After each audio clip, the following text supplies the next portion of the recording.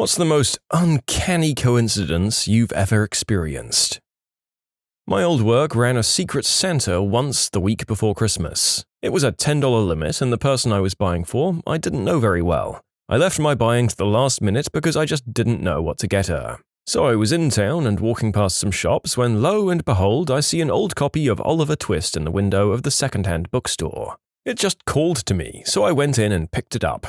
I checked the first page for the cost, and guess what? $10. Perfect. So, come the day of the Secret Santa, we were all opening our gifts, some 150 people. Out of the corner of my eye, I see some people crowding around a woman who's crying. I keep listening, and people are calling out for the person who was her Santa. I go over and reveal that it was me. The lady I'd bought for was crying and hugged me. She said 10 years ago her house burned down along with all of her possessions. The book that I bought her was her favorite, and also the exact same edition, so had the exact same cover she remembered. Because it was a second-hand book, it was even weathered in the same places she remembered. So it was as if I'd grabbed the book off her shelf before the fire and delivered it to her 10 years later.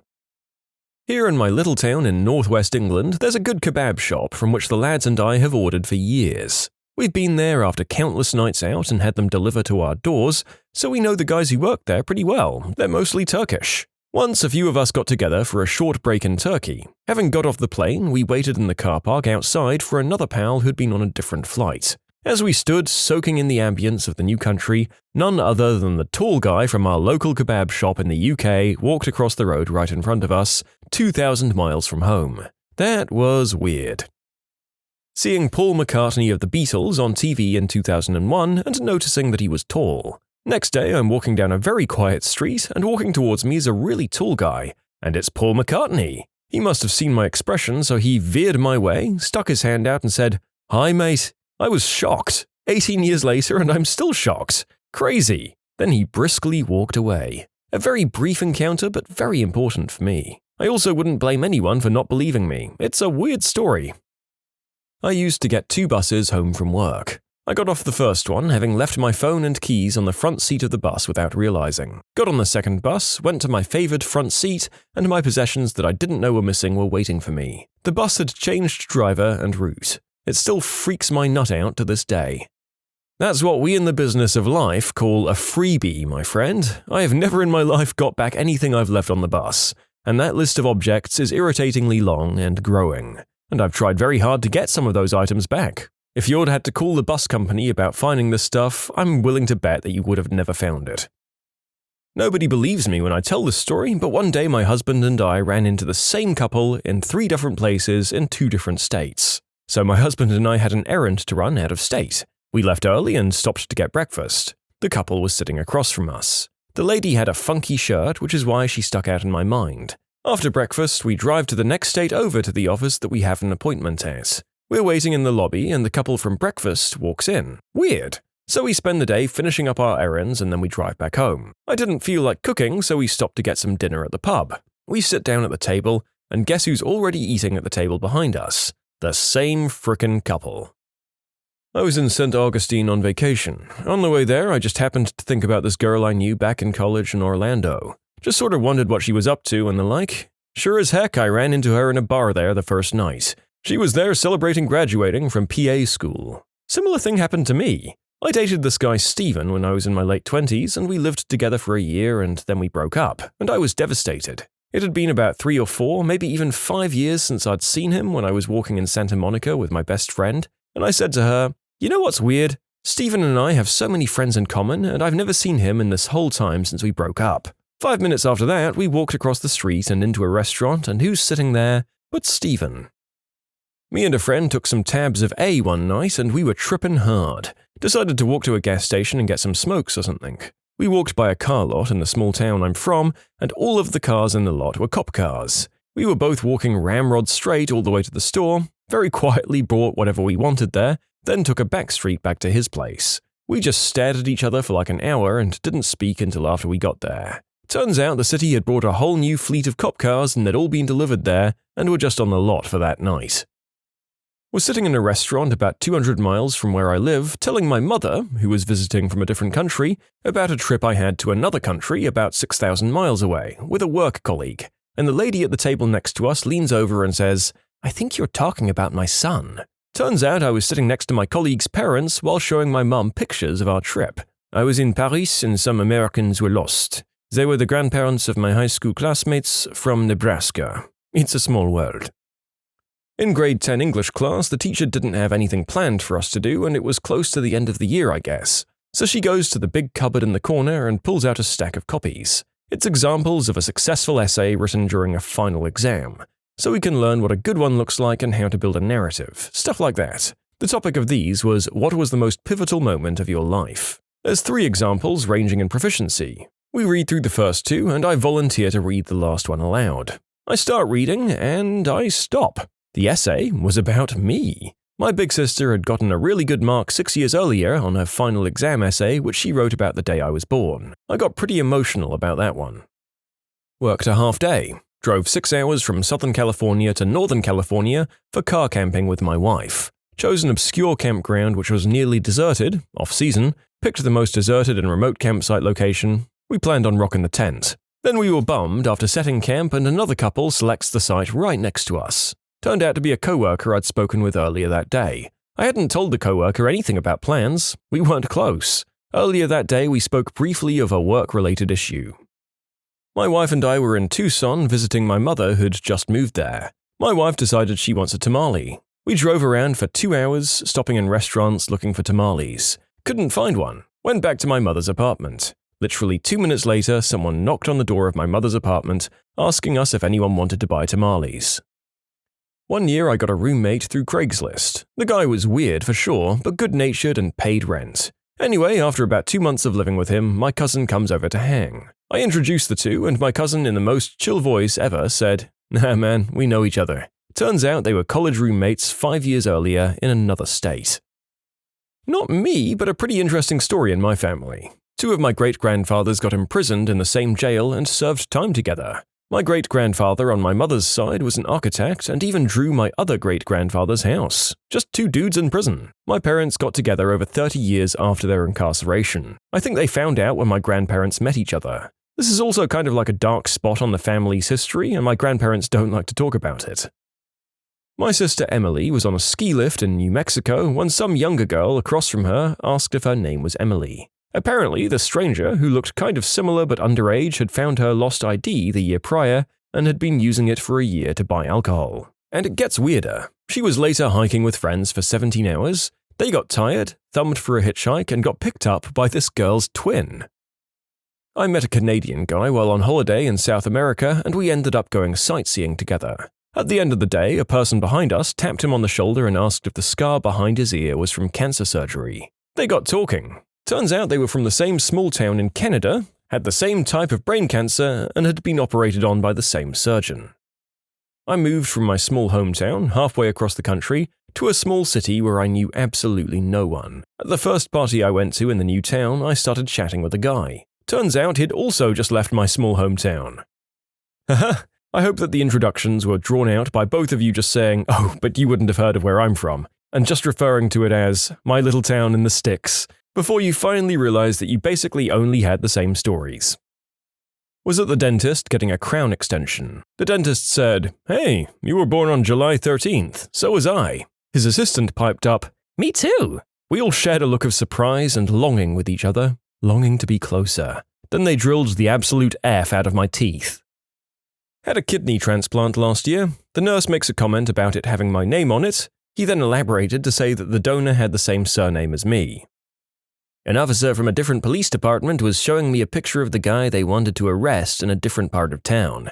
As I look up from my computer, I see the guy riding by on a bike, literally 5 feet away from the squad car. I can imagine this like it's a scene from a movie. "Yep, we never could catch the genius," said Genius passes by slowly on a bike. "He sure was an elusive son of a witch." Said son of a witch waves at the cop waves back. "Yeah, we've really just given up at this point. Who knows where he is? He could be halfway across the country by now." 2 years ago, I was in Tokyo on holiday. I looked on Instagram and saw an old friend post a story showing he was also in Tokyo. We hadn't spoken in a few years, but I sent him a message letting him know we were in the same city. Not even 5 minutes later, we walked into a bar and he was standing there. This past November, I was in Toronto on business. After dinner, we went to a pub downtown. The first person I saw when I walked in was the same friend from Tokyo. We both live in Winnipeg. You can submit your own stories to be featured here on the channel. The story submission link is in the description below. And if you want to listen to some vibey music in the background, check out easymode, also linked below, and subscribe. I was at a convention. There were only a few people in the room. My friend and I wanted an autograph from a voice actor. He started singing in his character voice. There were two random guys next to me. One pulled out a video camera to record it. Years later, my husband and I are talking with friends and the convention comes up. The guy with the video camera was my husband. I also took a picture later that day of the crowds, and he's in that picture. I stood next to my husband years before I met him and didn't even realize it. I have an uncommon last name and a not too common first name. I was in the hospital for surgery, and the person in the next room was there for the same surgery. Came to find out that we were second cousins and never knew that the other existed. He had the same name as me, and his wife had the same name as my wife. I've had several small world experiences, but the biggest was talking to a girl after my first university class and discovering through the course of a 2-hour-long conversation that our grandmothers had been each other's maids of honor and my aunt and her mum were best friends since childhood.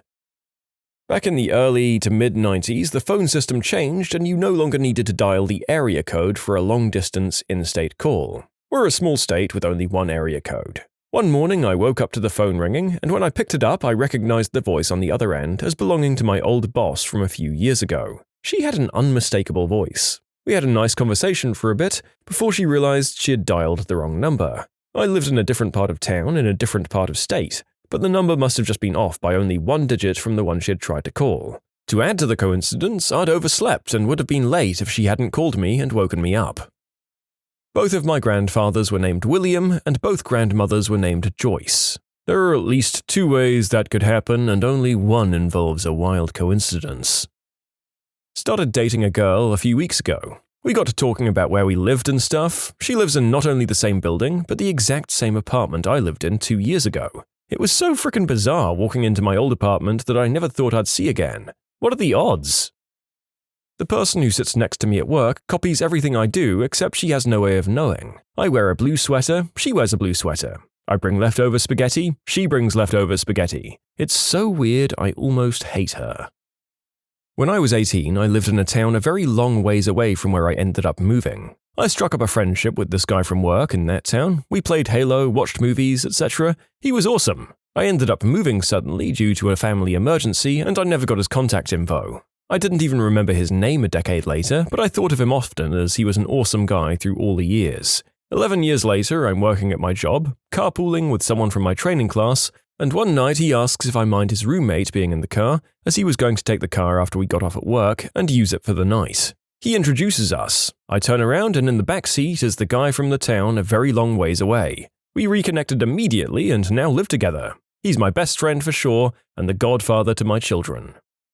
When I was a kid, around 13, I played a lot of a video game called Diablo 2. I started a clan with a few people I'd met on the internet, and we played every day. At some point, we were helping some random person and he asked to join. We thought he was nice enough, so we let him in. As part of this clan, we had a shared account that we used to store game items for each other. After about a month of playing, this new guy goes in and changed the password, steals the account and defriends everyone. Completely disappears off the map with all of our stuff. Fast forward a year later, and my family moves to Texas, and it's my first day at school. I'm sitting in algebra class talking to the person in the seat next to me, and he mentions he plays Diablo. I said, me too. That I ran a clan and everything. I asked his username, and it was him. 2,000 miles away from where I first virtually met this guy, he's sitting next to me in math class. When I told him mine, his face went into total shock, and he didn't know how to respond. It was awkward for sure. Ended up telling him I didn't care and was over it, but let's just say we didn't end up becoming friends. I wonder what was going through his head at that moment. Whether you, the new kid from out of town, had in fact come to the Lone Star State to exact vengeance, beat him up in front of his peers and take your hard-won account back. Kind of disappointing to have it just be a, okay moment. Funny though. When I was 1 year old, we moved to a city some 500 kilometers away from where I was born. 15 years later, my father decided to put me in a frickin' boarding school in the area of that first city, because he went there too. I got randomly put in a room with 2 other guys, which one of them is still my best friend today. When I first visited that friend at his home, I discovered that he not only lives in the same city as we did, which isn't too much of a coincidence I guess, as it's the only major city in that area, but in the same frickin' house. Of course I couldn't remember our old house, so I called my father to confirm that it's the same address, and it turns out that he very briefly knew my friend's family from selling the house. Last summer I went to New York with my family for a week. A friend of mine that I hadn't seen since she graduated from college was living and working in New York at the time, so we decided to meet up for drinks. As we were walking through Times Square at 11 p.m. on a Saturday, who did we see on the other side of the street but another friend of ours from college? I knew he had been living in New Jersey, but he was in New York for a grinder date. The three of us went to a bar and talked about life and how none of our friends live in Ireland anymore. They've all moved abroad. It was bittersweet and a crazy coincidence that three friends from a small university in Dublin would serendipitously meet in New York City. Went to college, met a cute girl. Where did you go to school? She asks. Oh, you've never heard of it, I reply. I grew up in a town of 1,200 people and graduated in a class of about 90. Try me, she says. And that was the beginning of finding out that not only had she heard of it, she had almost attended it because her family had lived in one of the neighboring towns very briefly when she was growing up. We shared dozens of mutual friends and had apparently spent our young lives narrowly missing each other. Later, after we started dating, we learned that one of our mutual friends had been trying to set us up with each other for years. She was overwhelmed with laughter when she saw that we were finally together completely without her involvement. I asked her to marry me, she said yes. We went out to dinner with our parents so they could finally meet. Her folks arrived at the restaurant and see mine, and her mum goes, "Oh, hey John, so this is your son, huh? They'd been co-workers years ago." Of course. We've been married for 11 years now, got a good thing going. We intend to keep it up. When I was a kid while hiking with my dad, I was babbling and said, "The teacher told us if you speak too much, a fly will get in your mouth." In that exact moment, a fly flew into my mouth. I'd recently moved cities and had a new local phone number. Had to make a lot of calls to various utilities and stuff to get everything set up. I called one of them, was speaking with the customer service rep, all was going fine until she asks for my phone number. When I tell her, she starts freaking out on me. "Who are you? How did you find me? How do you know that phone number?" Eventually, I managed to get her calmed down to the point where we could figure out what was going on. Turned out she had been in a really bad relationship where her ex had stalked and harassed her, including him and his friends making threatening phone calls constantly. Eventually, she had to move to a different part of the city and take a new unlisted phone number. My new phone number was her old one, and the moment I said it, she assumed he had tracked her down once again and that the stalking was about to begin anew. I'm not sure she truly believed me when I explained it all, but we eventually got through the phone call. When my best friend and I were about 16 years old, we'd both had a bunch of coins we were taking to Coinstar at Kroger. We had the exact same total in coins down to the last penny. My best friend in high school had the exact same locker combination as me in a school of 1,200 people. Saw a combo written on a piece of paper of his, and I asked why he wrote down my combo. He looked confused and said that's his combo. The combination locks are changed and reassigned each year. In freshman physics, I became friends with the Japanese kid next to me. After a while, he was helping me with my Japanese homework. Did really well after that, by the way. But after that class, we kind of drifted apart. Fast forward 2 years where I'm an exchange student in Japan over the summer and doing some sightseeing in Kyoto after the program. I was crossing the street in Kyoto and I heard my name being called out. I look around and there he is. Thousands of miles apart, we meet again. We got some drinks and good food together. It was a blast. No, his hometown was not Kyoto. He was also doing sightseeing while home for the summer. Oh, definitely the shadow eggplant incident. One night in university, I was fooling around with my then-girlfriend and noticed that the brightness of the TV caused us to cast distinct shadows on the wall behind us. Being 19 and a fool, I took this opportunity to take a Snapchat of the shadow of my manhood on the wall and sent the pic to my best friend. I thought it would elicit an interesting reaction, but could not have prepared for what was next. You see, on Snapchat, you can see when someone receives your message as well as when it's opened. So, as my message is sending, still unopened by him, I receive a Snapchat from the same guy. I open it and lo and behold, what do I see? A shadow dingle snap. This man decided, at the exact same time I did, to send an identical pic of his appendage's shadow on the wall. Both of our girlfriends were confused, thinking it was some inside joke, when in reality we'd never spoken of or sent shadow sausages ever before. In short, I decided to snap a pic of my pecker's shadow to my best friend at the exact same time he decided to do the same. Reddit, How have you made a rude person's day worse? Excuse the change in voice, I am currently getting over COVID. Today on the train, I sat next to a woman who was angry that I sat next to her because she wanted the 2 seats to herself. As I sat there, she kept mouthing under her breath how she just wanted to sit there alone, blah blah blah. Despite the fact I wanted to tell her that it was public transportation and she needed to get over it, I kept my mouth shut. A few minutes later, a large woman with a large purse comes and stands in the same car I was in. I get her attention and tell her that she could have my seat. She huffs and puffs her way to me, and I help her sit down while grinning at the angry woman who was upset I'd sat beside her. I enjoyed watching her head almost explode from anger as the other large woman's rolls and purse pressed against her for the rest of the ride. Anyone else have any of those subtle revenge stories? Edit, this lady is a regular and is a known seat hog. I've seen her get into arguments before with people because she wants 2 seats to herself. Everyone pays to ride the train, so if there's a seat open, then it's up for grabs. I was working as a manager in a big nightclub about a year ago.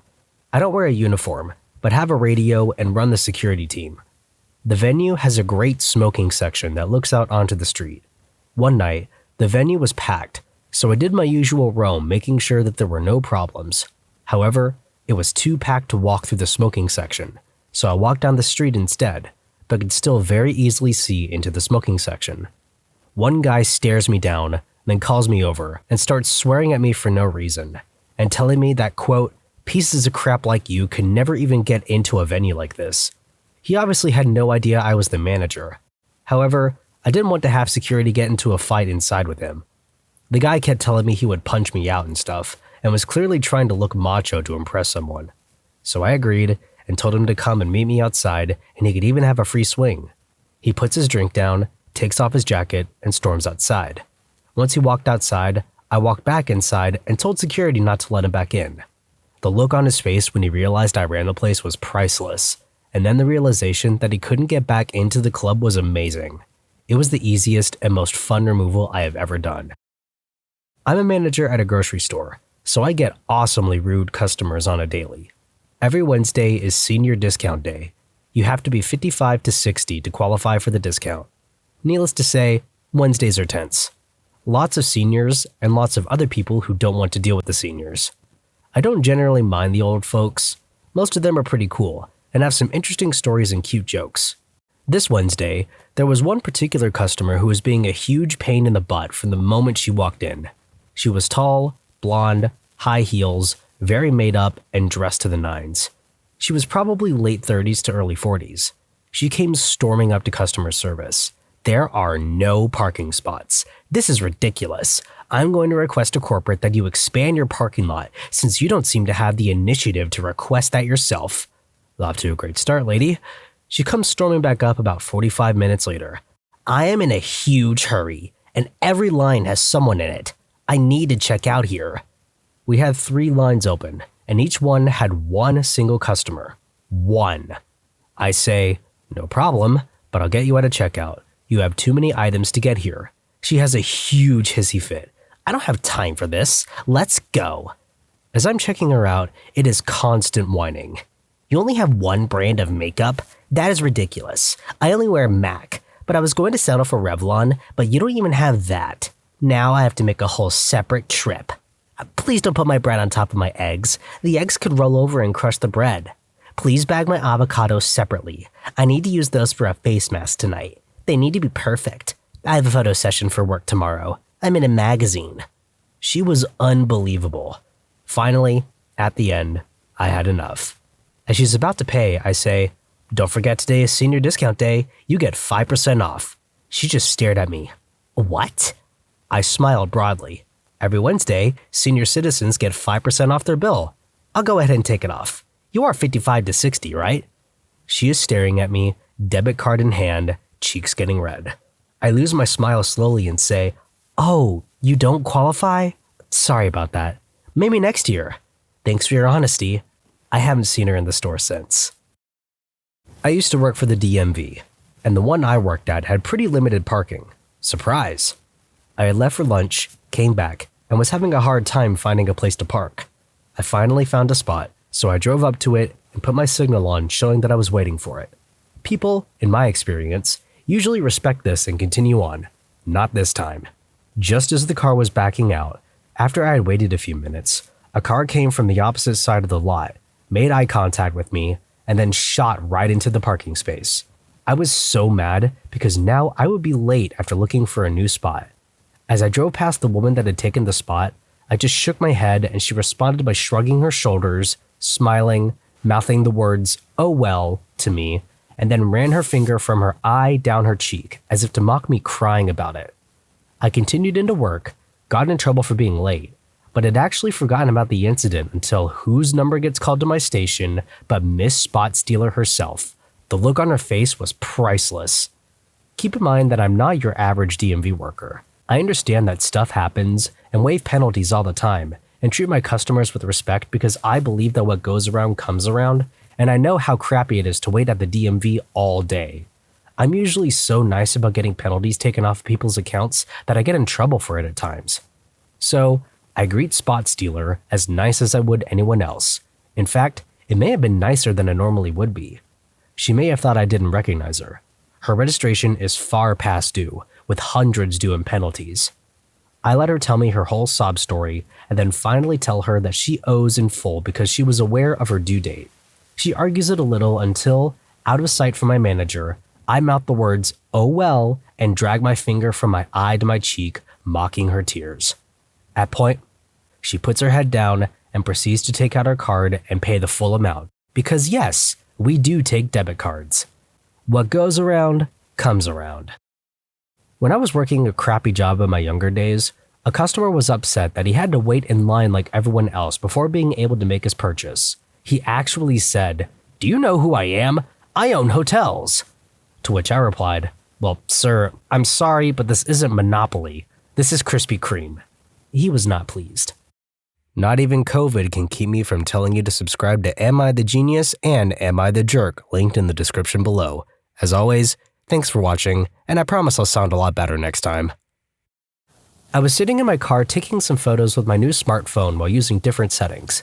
Then there was this woman who had just stopped at a one-way street with only one lane. So she stands there for like 10 seconds doing nothing, and I thought this is very unusual. So I started to make a video. Another driver comes and honks.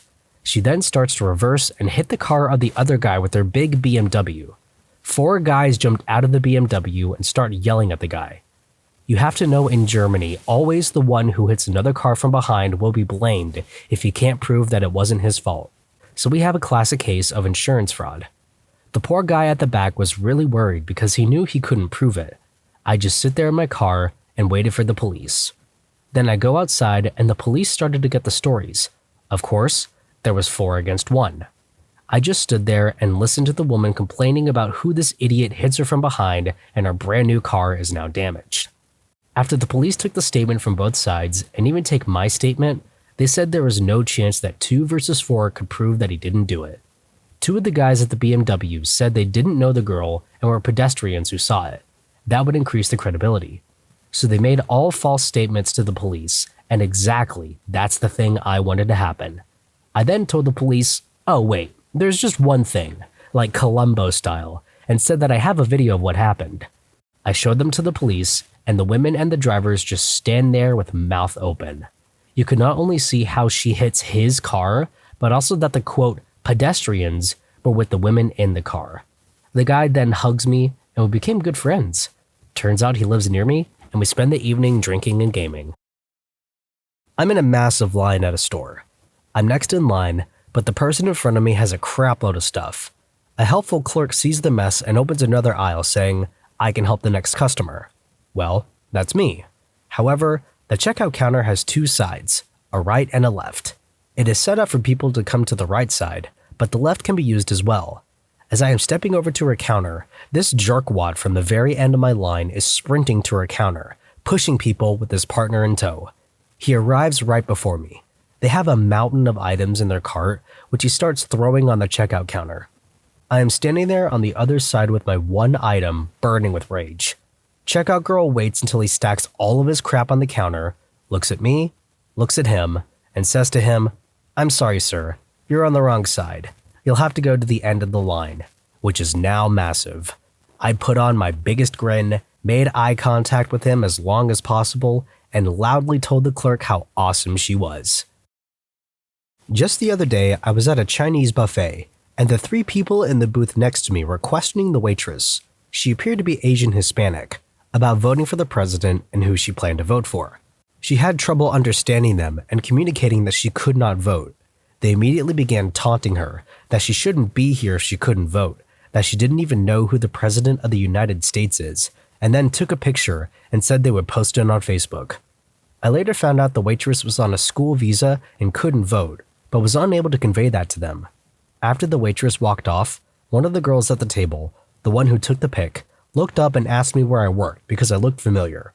When I replied, the local university in the social work department, she commented that she had recently been in my office to apply to our program, to which I replied, "Yes, I remember you, and I'm also on the admissions committee," followed with a wink.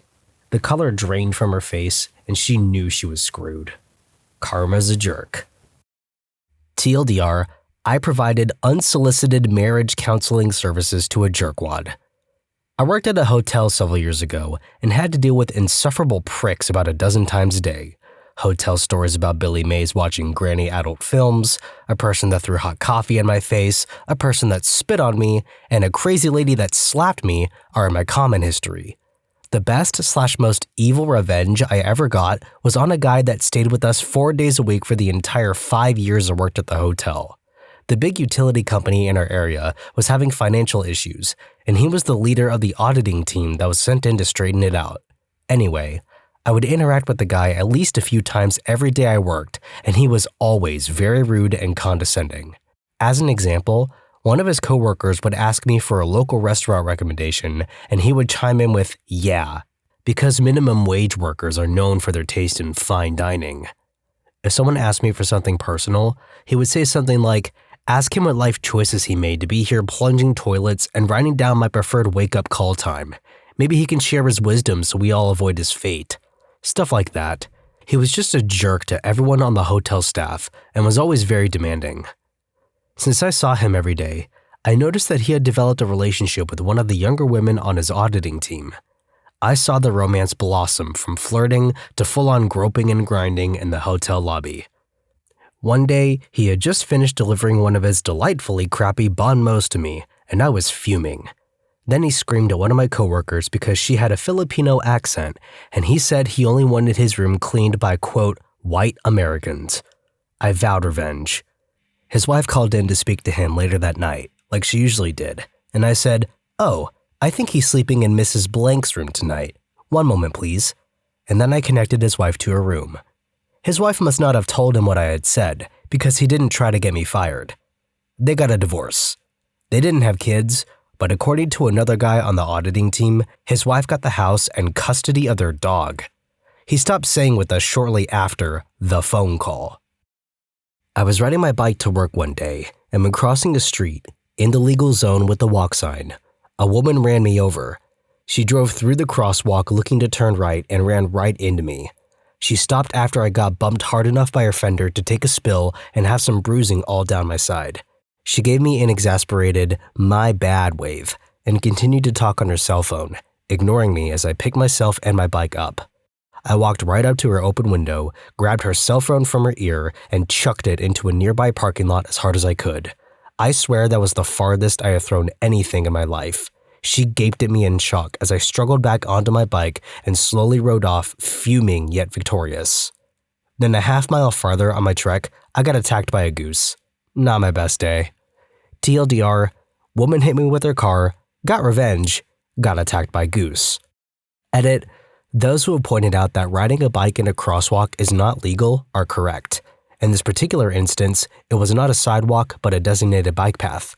They had a normal walk signal at an intersection, but I believe it was still acceptable to ride across as it was a bike-specific path. I could be wrong though. I work in local theater, and we have a lot of rude, awful women who are part of local ballet schools come through our venue who are the mothers of the dancers.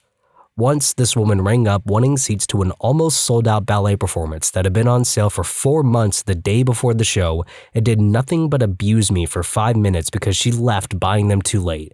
Whined about how she shouldn't have to pay for her kids, whined that we should get a bigger venue, It seats just under 500, then put me on hold while she rang 3 of her relatives to see if they wanted seats too.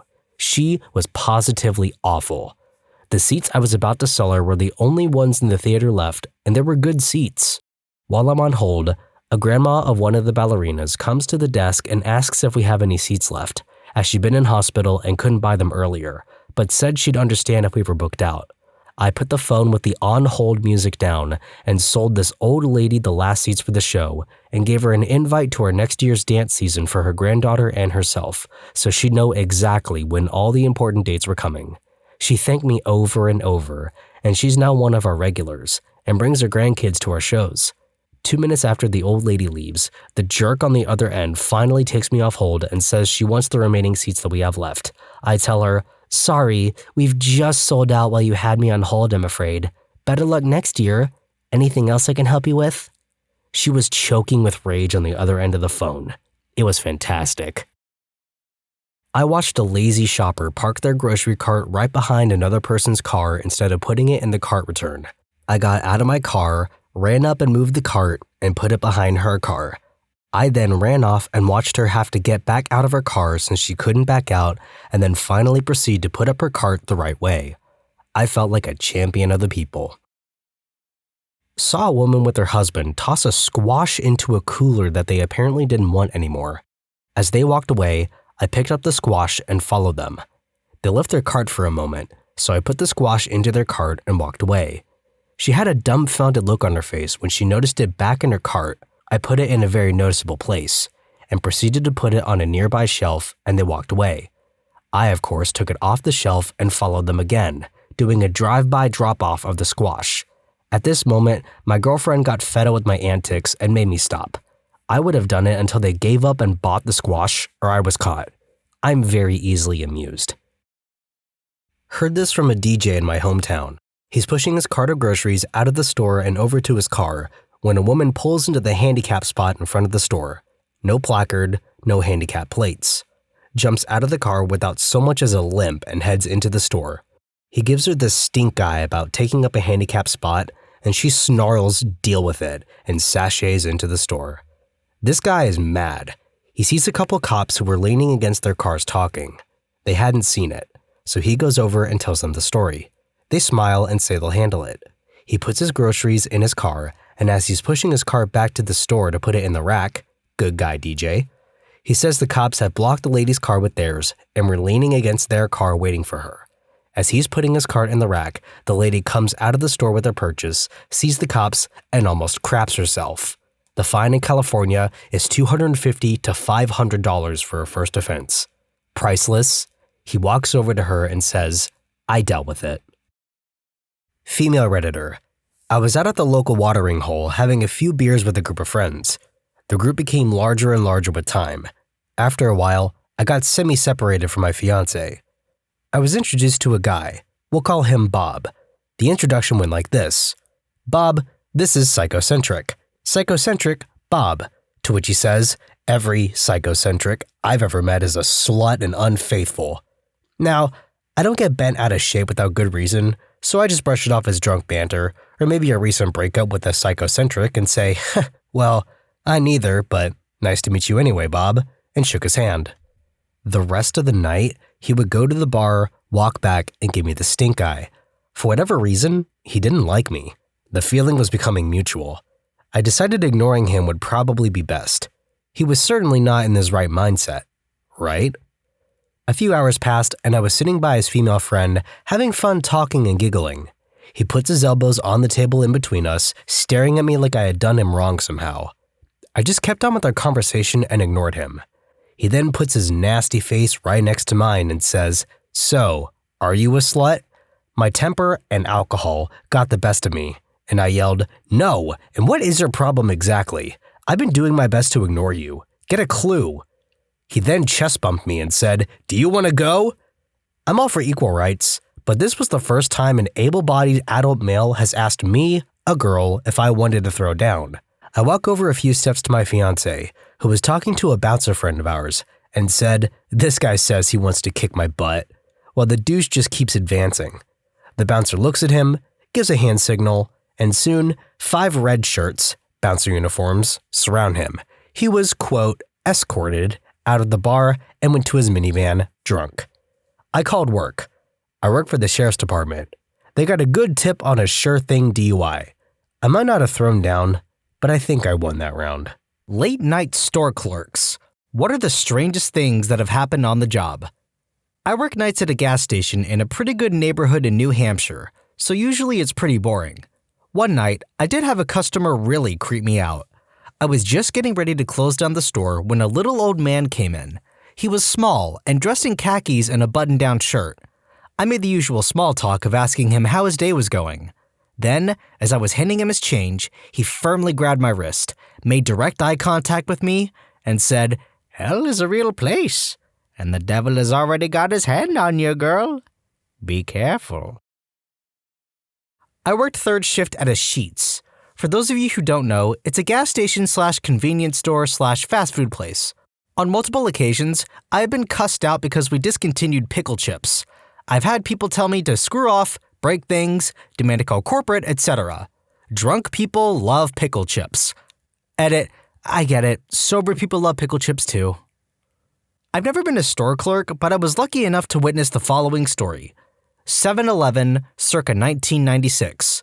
A guy walks up to the surly clerk, who seemed to work 25 hours a day, and asks, "Do you sell eggs by the half dozen?" Clerk, "No, you have to buy a dozen." Guy, "I only need 6. Clerk, "I don't care. You get 12 or you get 0.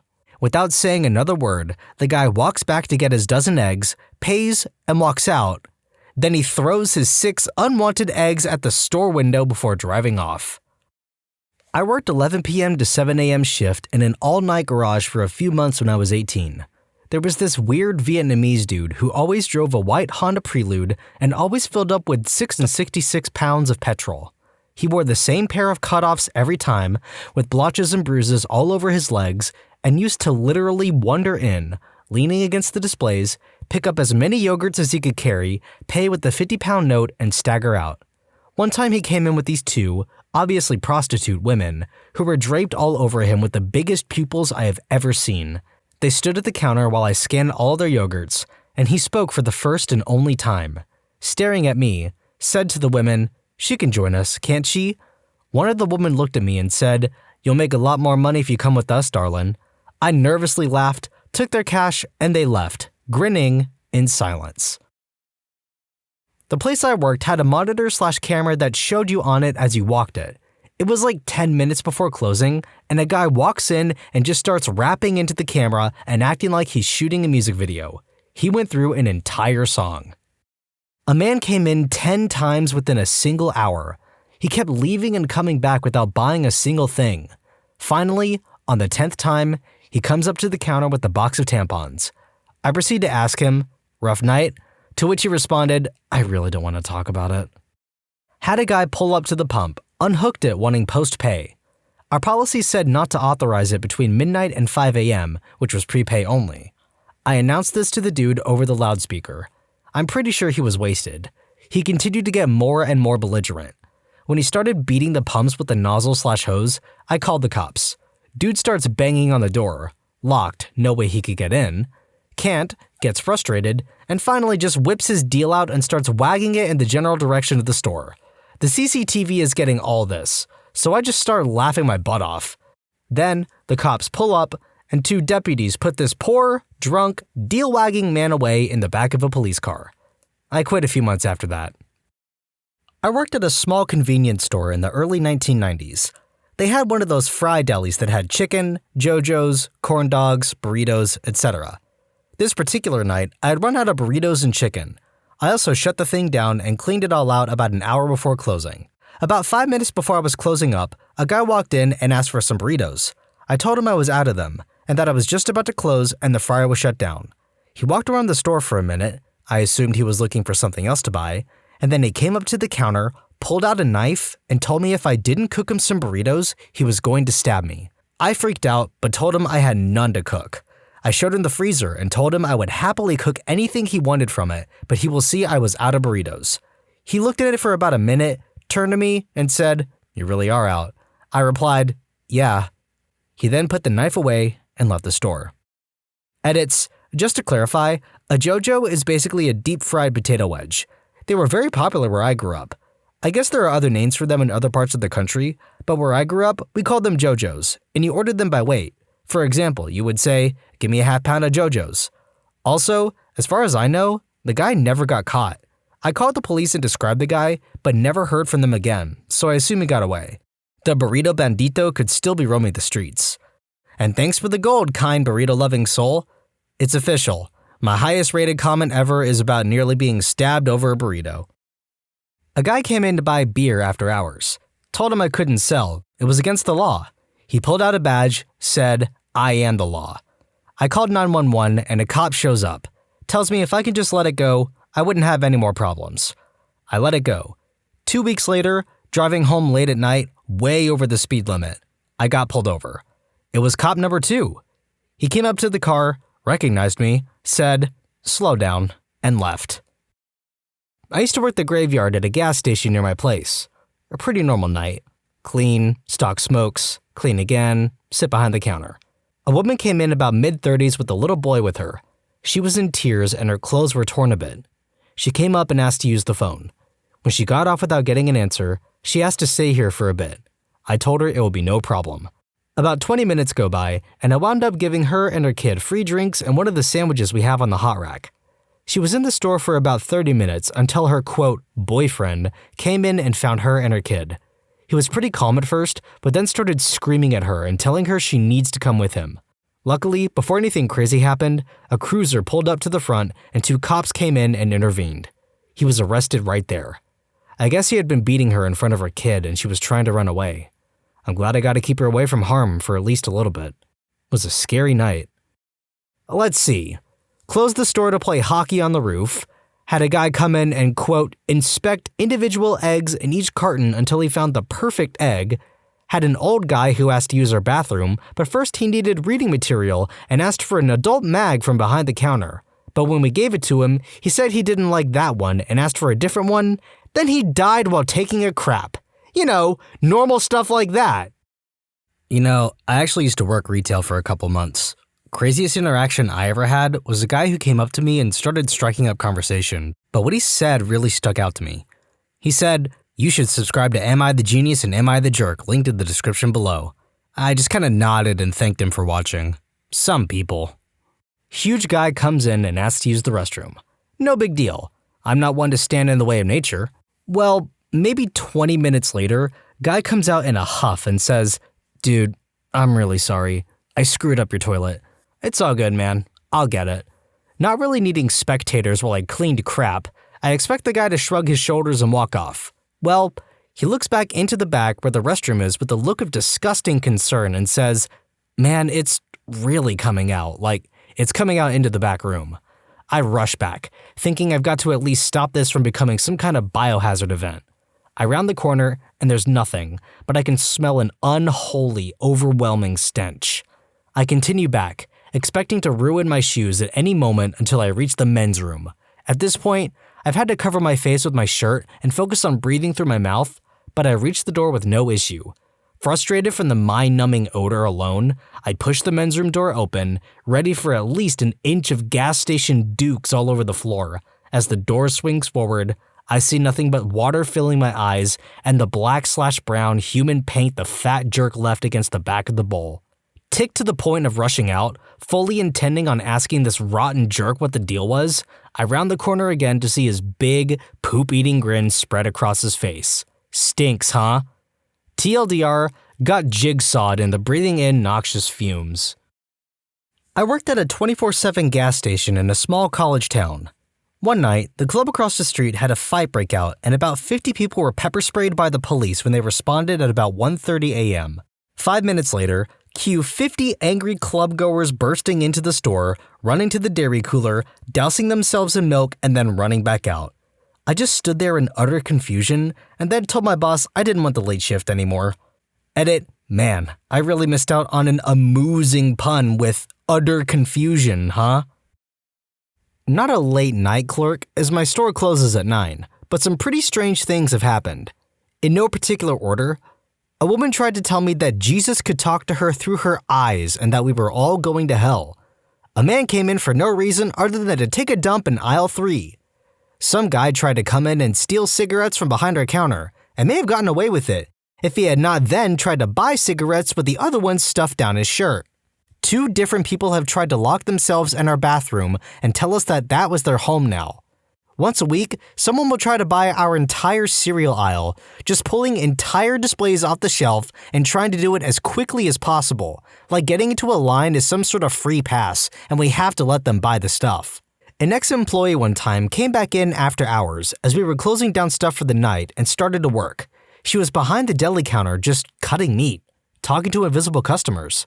We later found out she was high on pills. A guy got locked in our bathroom freezer after hours. We only knew he was there because he escaped and broke a window that set off our alarms. That was the first time we replaced the giant display windows. The second time was right after we had just shut down for the night. Kids on bikes threw rocks through our windows. The sound was terrifying. Even though we had them on camera, the store never pressed charges. Story time. In high school, I worked at a little mom-and-pop department store. We sold odds and ends at super high prices, and they eventually went out of business when I was a couple of years into college. Anyway, one night I was working a closing shift, and that involved shutting down the registers, turning off all the lights, etc. We had just stocked these baby doll toys on the shelf that day, those motion-sensing ones that giggled and cooed when you got close to them. Well, the lights turning off must have triggered them, because after the first chunk goes out, we hear coos. Second chunk goes out, giggles. Third chunk goes out, and we hear, "Islam is the light!" Needless to say, we whipped those suckers back to the manufacturer. They didn't know about the propaganda babies because they only said that phrase randomly, so it must have gotten past whatever testing process they had. Very freaky to hear in a dark store at night. I watched a truck pull up to one of our pumps. Guy gets out to pump gas. A Durango comes hauling it from the back of the building. Another guy gets out with a gun aimed at the first guy. I was on the phone with a friend of mine and said, "Someone just pulled a gun at the pump. I'm gonna have to let you go." I called the cops. Turned out the guy pumping gas had robbed a store 3 towns over, and the Durango was an undercover cop who had been in pursuit. Another time, a guy came in, walked to the back cooler, got a can of Sprite, and came to the register to check out. As I'm ringing him up, one of our local cops walks in, gun drawn, says, "Put your hands on the counter, put your hands on the counter now." Well, I put my hands on the counter along with the customer because all I'm thinking is, I have no idea what I've done, but I'm very sorry for it. Turned out that guy had been involved with the robbery of a convenience store in the next town, 5 minutes away, and had fled in a Mustang with 2 other individuals. They wrecked the car trying to evade the cops.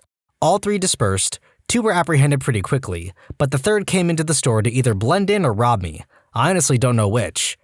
After the festivities and them hauling the guy away, the cop told me he had almost lost it when I put my hands on the counter too, and that I should really rethink working closing shifts at my age. I was 19 at the time, and I am female. I laughed and I was like, "Give up free entertainment?" Edit. First story to clarify, the undercover cop jumped out of the Durango with the gun pointed at the suspect. Graveyard shift at a gas station. Full serve gets shut down after 11 p.m. because there's only one clerk on site. Traffic cones block the full serve pumps, signs inform the customer. Around midnight, a van pulls up with California plates and peace love signs in the windows. Woman gets out, moves the traffic cones, and pulls up to full serve. I use the intercom to tell her that she will have to use self-serve if she wants gas. No answer. I go to the door and try to wave her over or call out to her. Can't see any sign of her. I shrug and go back inside. I'm not allowed to leave the store unattended, so there's not much I can do. 10 minutes later, a woman gets out of the van and comes in. "I've been waiting for service for over an hour," she says. I decide not to argue about the time elapsed and just say, "I'm very sorry, ma'am, but we don't offer full serve after 11. Perhaps you noticed the traffic cones and signs to that effect? You expect to pump my own gas?" she says. Again, I'm sorry. I'd be happy to help you, but I can't leave the store unattended. I appreciate your understanding. She snorts and digs a 20 out of her purse and tosses it on the counter. She goes out, moves the van to self-serve, pumps the gas. Then she comes back. "May I use your restroom, please?" she asks. "Absolutely. Right back there," I say, relieved. She goes to the restroom, and she's in there for about 15 minutes. I start to worry. Finally, she comes out and comes to the counter. "I know all about you," she says. You're the one who brought the Black Plague. You brought it all the time forever. It was always you. You caused all those deaths, all that suffering. Did you like hearing the babies wail and scream? I bet you loved it. All the demons love it. That's you. You're a demon. You are evil. I can tell. And I'll tell you something else. You skunk me up, I'll skunk you back. I stared at her, retreating back, speechless. She got in her van and drove away. Skunk her up? Because I didn't pump her gas? Weird.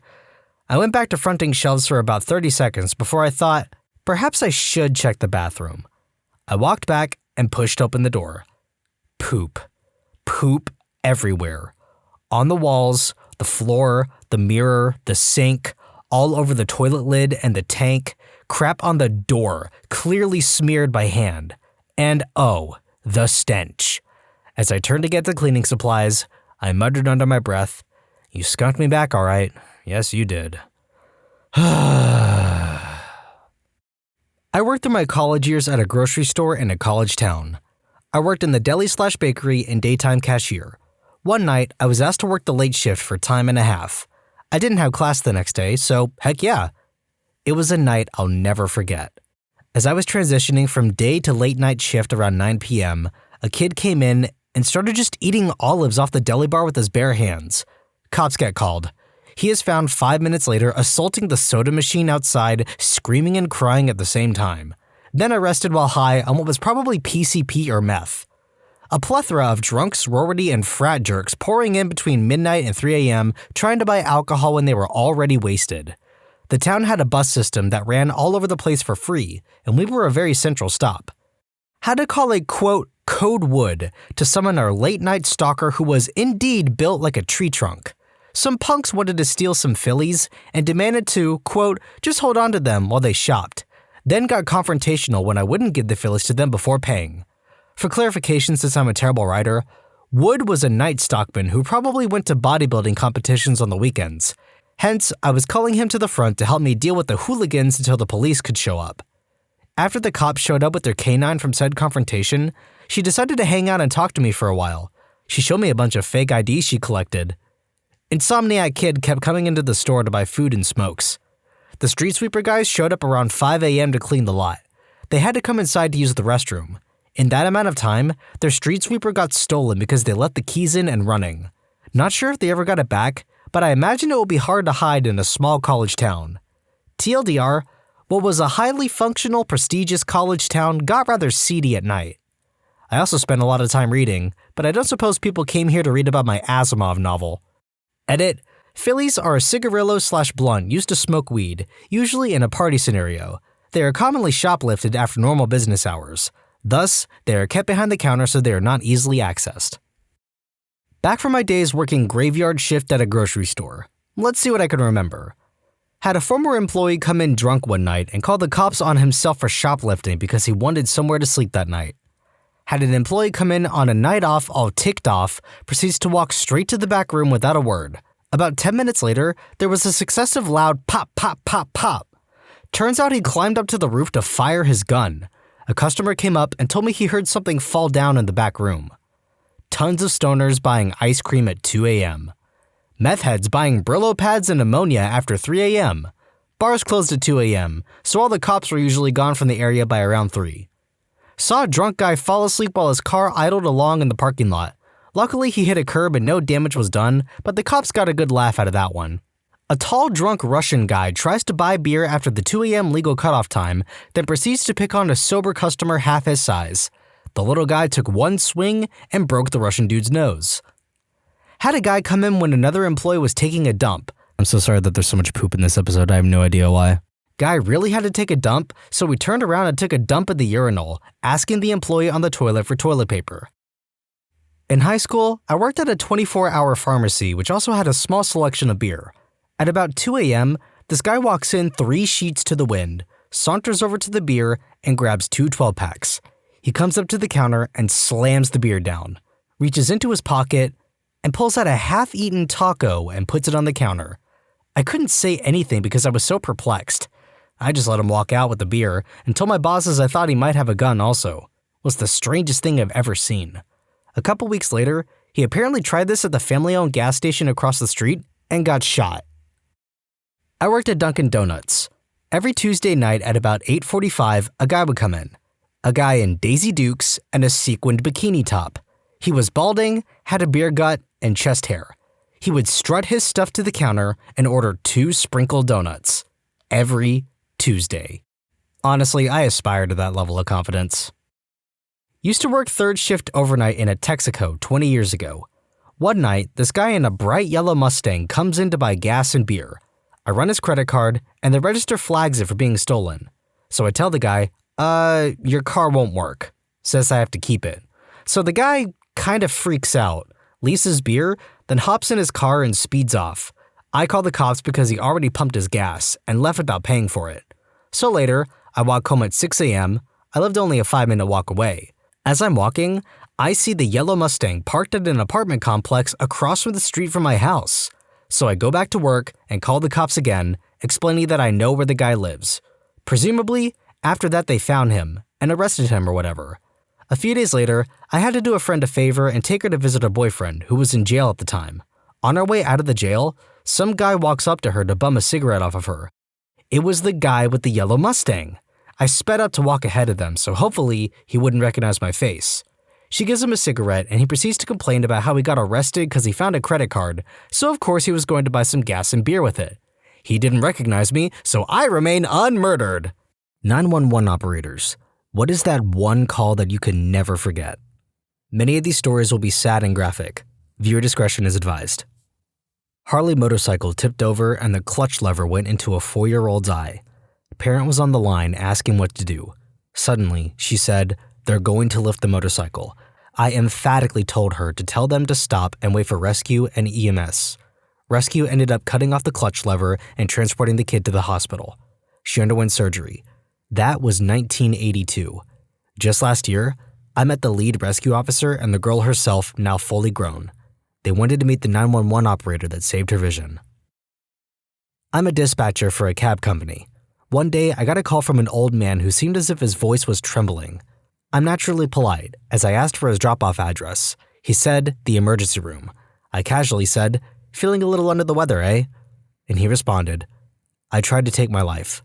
I vomited most of the pills up, and now I feel miserable. Can you send a cab quick?" "Certainly, sir. Anything else I can do for you?" I talked to him for 15 minutes before the cab pulled up and the driver carried him out to his car. He told me his life story and why he tried to end it. I visited him in the hospital as soon as my shift was over. He still calls for a cab every day to take him to a barbecue restaurant. I had a call that started out pretty dumb but was actually pretty serious. 911, where's your emergency? 123 Main Street. Okay, what's going on there?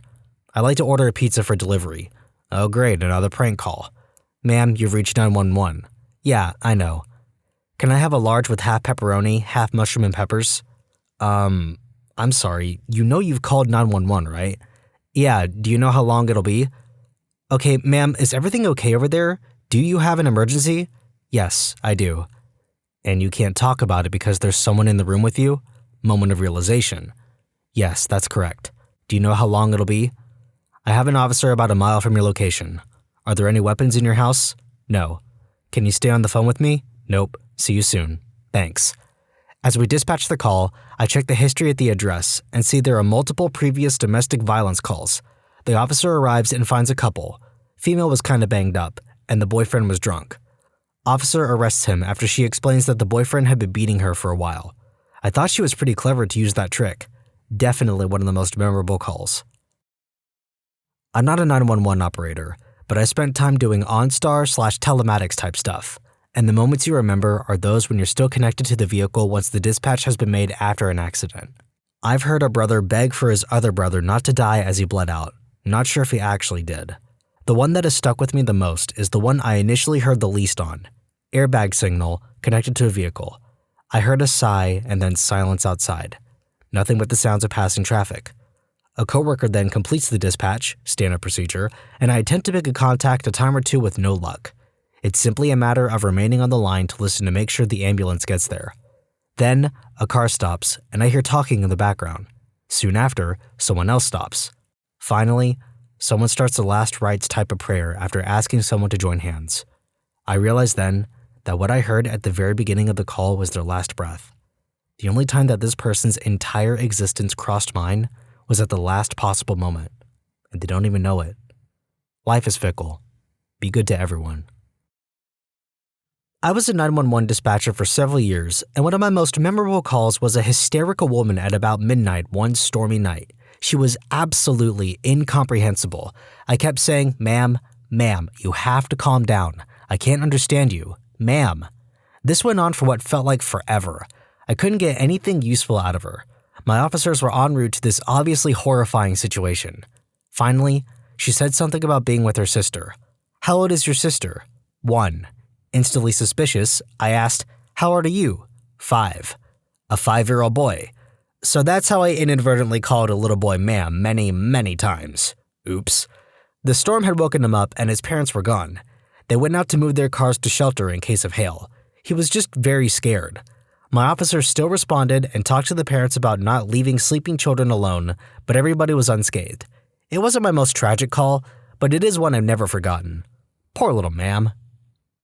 Just a reminder that if you like what you're hearing, remember to subscribe to Am I the Genius and Am I the Jerk, linked in the description below. Thanks for watching.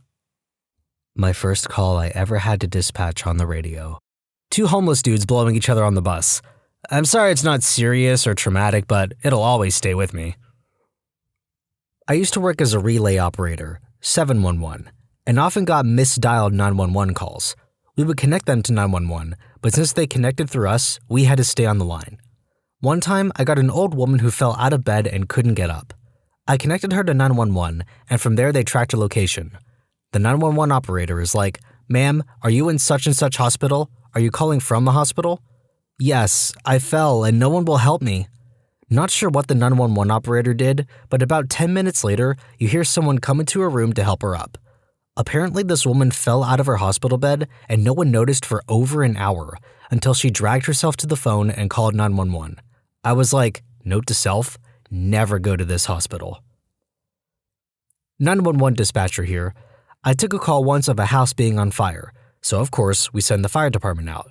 Soon as they arrive on the scene, they ask for the police to respond. Police don't typically respond to this area with the fire department.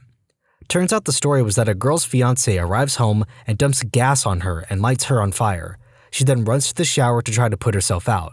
He follows her, turns the shower off, dumps more gas on her, and lights her back on fire. She then runs through the house, thereby lighting the house on fire. She then runs out of the house as the fire department arrives on scene. So when FD pulled up, they had arrived to a body collapsed in the yard on fire. When PD arrives, the male fiancé walks out of the burning house, lets himself into the back of a police car, and says, "Take me to jail." My mom was a 911 dispatcher for over 30 years. She had many crazy calls, but one story she told me always stuck out from the rest. One day, a man called in. With a calm voice, he told my mom he was in a local hotel and that he had doused himself with gasoline and was going to end his life. He called in so they could evacuate the hotel because, quote, "I don't want to hurt anyone else." While my mom is trying to talk him out of it, she is on another line to the hotel letting them know what's going on and to get everyone out. While emergency services are en route, she has to stay on the line whenever possible to keep people calm, reassure them help is on the way, and to try her best to keep track of what's up on the other end. As soon as the guy heard the sirens coming in the distance, he asked her if everyone had been evacuated yet. She tried to stall her answer, thinking he'd light himself up as soon as she said yes. Didn't work. Seconds later, she stated hearing the worst screams she's ever heard, and she's heard many during that job over the years, and the phone went static, and then silence. He died in that hotel and mom had to listen. Lousy day. I wasn't a 911 operator, but a supervisor for AT&T's 00 info directory information. Think 411. While remotely listening in on some agents one evening, one particular call was escalated to Tier 2 for assistance. On the other end of the line was a woman who was hysterical, saying her husband was trying to kill her. Protocol dictates that we trace the number to the local LEC, local exchange carrier, and notify law enforcement in that area. We do this, but we had no way to connect the call to the local sheriff dispatch. Silly, I know, but we technically weren't true operators, and our equipment didn't support that functionality. Basically, we had to act as a relay between the LEO and the victim on the phone. By this time, I had moved from my office to seat myself next to the Tier 2 agent to help her keep her cool while everything was going down. The agent, let's call her April, because that was her name, was handling the call very well at first, but started to lose her mind as the call progressed.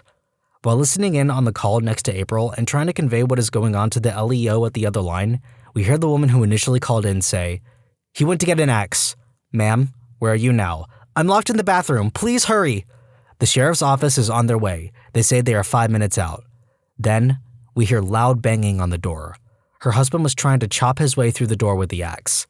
April lost it when she heard the woman start screaming, knowing her husband was coming after her with an axe. She threw her headset off and walked away, saying something like, "I can't do it, Lucky Inc. I can't." April heads off to the ladies' room to collect herself. So I pick up the headset to reassure the lady on the phone. "Ma'am, the sheriff is at your house now. Where is your husband?"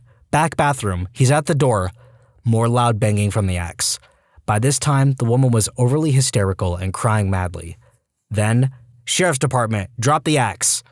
"Sheriff's Department, drop the axe." Pop, pop, pop, pop.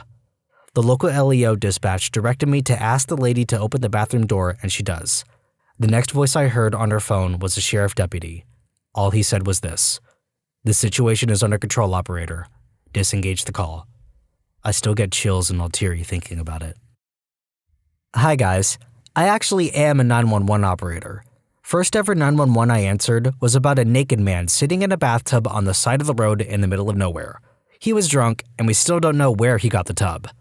Edit, West Tennessee, since everyone keeps asking. The one that stayed with me gave childbirth instructions to a deaf father via relay for his deaf wife.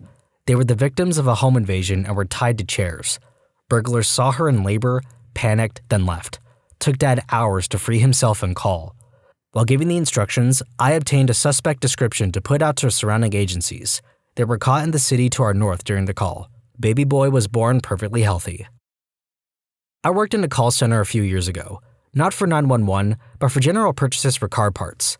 Anyway, some guy phones me asking for a car part, find the part number, and place the order as I would normally do. I then hear him sigh and begin to cry. Naturally, I ask if everything is okay, and his response is, "You don't want to listen to my problems, mate." Me being a kind guy who wanted to get rid of some of his shift, I said, "Sure, what's up?" and ended up having so many feels. Turns out his wife had motor neuron disease and had very recently passed away, and he was fixing up her car to sell it on. He said it got to the stage where she couldn't walk, then couldn't speak, couldn't do basic tasks such as dress herself or shower, etc. Eventually, she didn't even recognize his face, and the disease ultimately took her. He then tells me about how he has to move house as he can't stand to be in the property without his wife anymore, and that he had 80,000 pounds worth of pills in a drawer that he had nothing to do with. He said he'll probably donate them to charity. Anyway, after about a 50-minute conversation with him, he was so glad that he asked for the company address. Now, I was new on the job, so I didn't realize the dangers of disclosing this information, but I gave it to him, and that Christmas, I received a card from him saying thanks for taking the time to listen to him, and that it really helped him get through a tough time just speaking to someone about it. So yeah, he was such a nice guy, and I'll remember him for the rest of my days because he really made an impact on me with the story. TLDR, guy orders car parts, cries, I proceed to have so many feels. Edit, oh my goodness, first gold, thank you so much. I honestly never expected such a great response. Edit 2, relearning about motor neuron disease and having so many flashbacks of the guy's explanation as to what it does exactly, etc. Wouldn't wish this upon your worst enemy. Edit 3, I'd like to thank everyone for all the nice comments and PMs I'm receiving. Also, the hourly rate for the car part therapist has increased from free to £150 per hour. I'm actually a police call taker. Throwaway because it's about time I made one and because confidentiality. But sorry, the reason you're not getting many real answers is because we can't talk about much. Got a call just yesterday on the non-emergency line from a very old, very proud German-Canadian man who just babbled on for 5 minutes straight about having come to Canada before World War II in a boat with windows and helped build Canada and loved Harper and he built skyscrapers and was a plumber and blah blah blah and would not be interrupted. I just sat back on mute and laughed my butt off. When I finally went to kick him off the line, he finished with, "Long live AmITheA! Long live Canada! I love everybody! I love this place!" Yes, I know my accent is bad. Before my grandma died, we had to call 911 to get her to the hospital. An older lady, for some reason still an EMT, or first responder, I forgot, came to the house. She had trouble getting up all the stairs to the front door and fell backwards. She thought she hit her head, so she touched it and saw blood all over her palm. In reality, she just scraped her hands, but thought the blood was from her head, so she fainted. We had to call another ambulance. So, as a med student, I worked as an emergency phone operator for night shifts. One unusually quiet night, I had a call at about 3 a.m. A nice old lady was asking for just somebody to talk to because she had insomnia and just woke up from a terrible nightmare. Now, usually I was angry when something like this happened. People calling in the middle of the night for some BS that clearly isn't a medical emergency. But this old woman was so sweet and polite that I decided to just have a nice talk with her. Also, all the other lines were quiet at the time. She told me her name and that ever since her husband was sent to a nursing home several weeks ago, she was afraid that something terrible might happen to him. About 1 hour ago, she awoke and just felt that something bad had happened, and now she felt so anxious and alone at home, just wanted to hear a human voice, someone to talk to. She kept excusing herself for calling in the middle of the night and wasting my time. And then I got a call on the second line. It was the nursing home where her husband was sent. Yo, we got a dead here. Died 1 hour ago. Send over the doctor for a death certificate. Needless to say, the man who just died had the same last name as the nice lady I had been talking to. I am a 911 operator. My favorite call I personally took that I won't forget is about a couple at McDonald's. They had just purchased a new vehicle and went out to celebrate the purchase at a local McDonald's. The wife, for some reason, decided she had better check the spare tire and make sure they had one before they left town, and found a gun instead. I received a call from the wife stating she just accidentally shot her husband. When I was asking about exit wounds, she said it did not penetrate but burned him real badly. Turns out, wife shot the husband with a flare gun when she went to show it to him. They did not finish their Big Macs, and I'm not sure how that marriage ended up. He wasn't a happy man on the way to the emergency room to get burn treatment. Former Sheriff's Department dispatcher in charge of non-emergency and 911 calls for a rural southern county. I picked up the job part-time and was in the process of training. My supervisor was sitting next to me listening to my end of the call, but she was not hooked into the line to hear the whole call. Line rings, I answer. It's 911. A young girl, less than 10 years old, is telling me that she, her mother, and her baby sibling are locked in a bedroom. Her uncle is pacing around outside the door holding a knife and threatening to kill them all. She does not know the house number/fire number where they are, and mom is basically checked out of the conversation out of fear. I have a vague idea of where she is, so I send deputies in her direction with the promise that I will get better directions. As is typical in rural areas, everybody owned a scanner and listened like it was their job. My phone starts ringing off the hook, so I am reassuring this little girl on one headset and holding a second headset up to my other ear taking directions from concerned members of the public. Directions like, go until you see a broke-down truck. Keep going. When you get to the second broke-down truck, turn right and continue until you see a large rock. It was also late enough in the evening that everything was dark out. The little girl tells me there might be a back door that is unlocked. Members of the public who know the house just from the general location and number/gender of occupants are calling in confirming that there is a back door that my deputy should enter through and that they will not be seen by the perpetrator if he has retreated to the living room. My guys arrive, sneak in the back, walk right up to the guy sitting in a recliner, disarm him, and arrest him. Family gets emergency protective orders so he, ideally, cannot be a threat to them again. I almost quit after that call because my adrenaline was running. I was shaking, and I'd had to handle it mostly myself because my supervisor couldn't hear what was going on. I stayed with it, and it was one of the best jobs I had. I quit when I moved to another state, but it was a sad decision to make. Edit. I would like to add that the whole not being able to find your house in the country thing was extremely common back then, and I cannot speak to current systems in rural areas. I also got extensive public help via scanner listeners the time a home security company called to report a possible break-in or medical emergency, but they only had a billing address on file, no directions to the house whatsoever. If you have any kind of company servicing your home, make sure they have your actual street address/fire number and a backup detailed set of directions to your home, including landmarks. I don't want to ever see anyone in an easily preventable emergency because ADP doesn't have the details necessary to send someone to your home. Allow me to offer a funny story in place of these serious ones. I was an intern at a local police department and I was working with dispatch for the day. We received a call from a concerned citizen complaint. 911, what is your emergency? I'm sorry, ma'am. Could you please speak up? I said there's 2 guys screwing in a parked truck. Yes, ma'am. We'll get someone out there immediately. The operator hung up and we both immediately started laughing. He had the caller on speaker so I could listen. I asked him if he was going to send someone out there, and he just shrugged and told me sometimes people need some fun. Edit, my newest, most upvoted comment is about butt stuff. Nice. Edit 2, I should talk about butt stuff more often on Reddit. Edit 3, gold for talking about butt stuff. Reddit, I love you so very much. And thank you, most kind and generous stranger. I have much love for you as well. Not an actual 911 call, but I did get a 911 call while working at a tattoo shop. A customer calls me, gives me his address, tells me to not ask questions, come over, don't knock, but rather break a window and come on in. What I find is him and his girlfriend were on the bed doggy style. I say, whoa, I don't mind the show, but I'm not sure if I want to join. Turns out they had gotten their piercings caught. The bar at the base of his had gotten caught in her hoop. Not a 911 operator, but Grandma was a telephone operator back in the day when operators actually connected calls. First call ever on first day on the job. Kid zipped his junk in a zipper.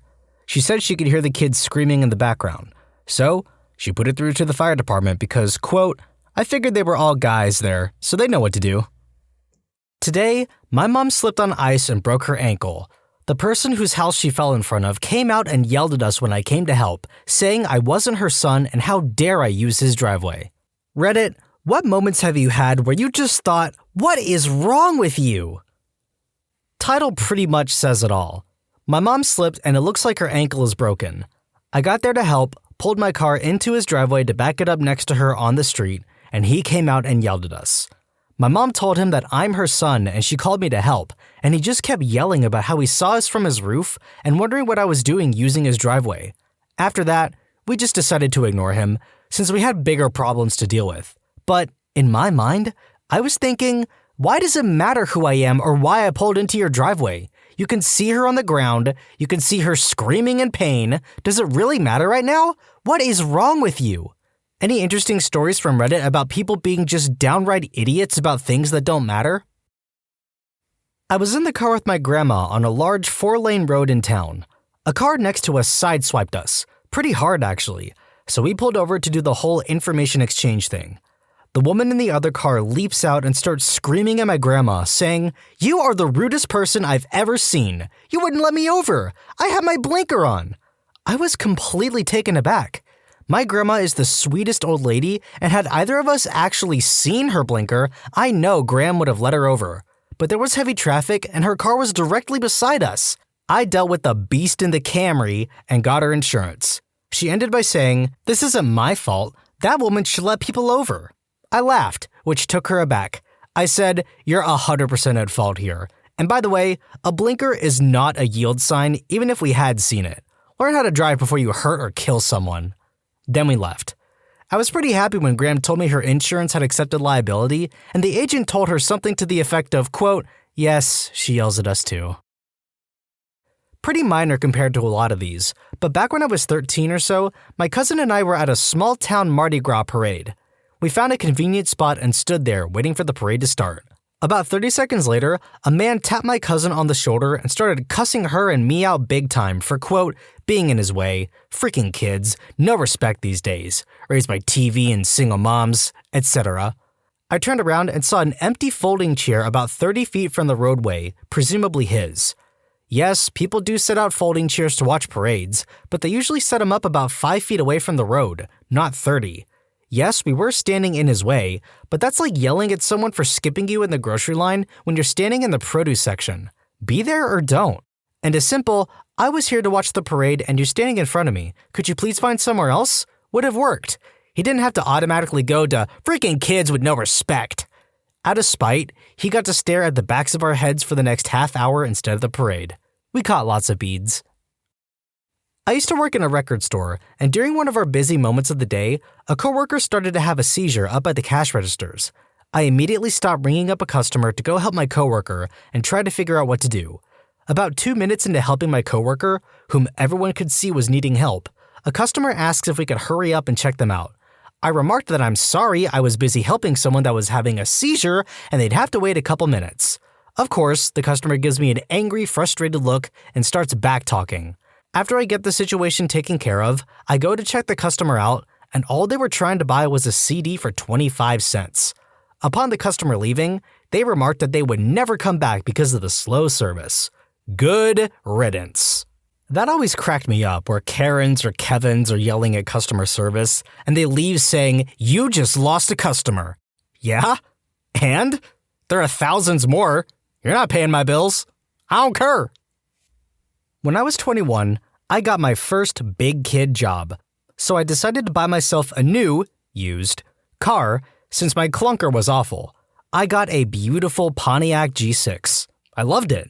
Exactly 3 weeks after I bought it, I had to go back to the dealership to sign some paperwork so I could lower my car payment. My mom came with me. I was driving back home, going about 35 miles per hour, minding my own business, and this old man in a Chevy Avalanche, about 80 years old, pulled out of a parking lot right in front of me. Had he floored it, I would have barely missed him if I slammed on my brakes. However, he stopped to make sure nobody was coming from the other direction. I slam on my brakes, blare my horn, then T-bone his truck. The front end of my car was barely there, fluids leaking all over, airbags all in my face. My mom and I both got hurt, and this jerkwad decides to get out of his truck and start screaming at me, asking me why I hit his car, what is wrong with me, etc. I looked like I was all of 16 at the time, so I'm sure he thought he was right in his old brain of his. He kept physically coming toward me, swearing at me, screaming, even when the cop came. Finally, after 10 minutes of screaming, he asked if we were okay, to which my mother went off on him, that we weren't okay and he had no right being on the road. Come to find out, he hadn't had a valid license for a few years.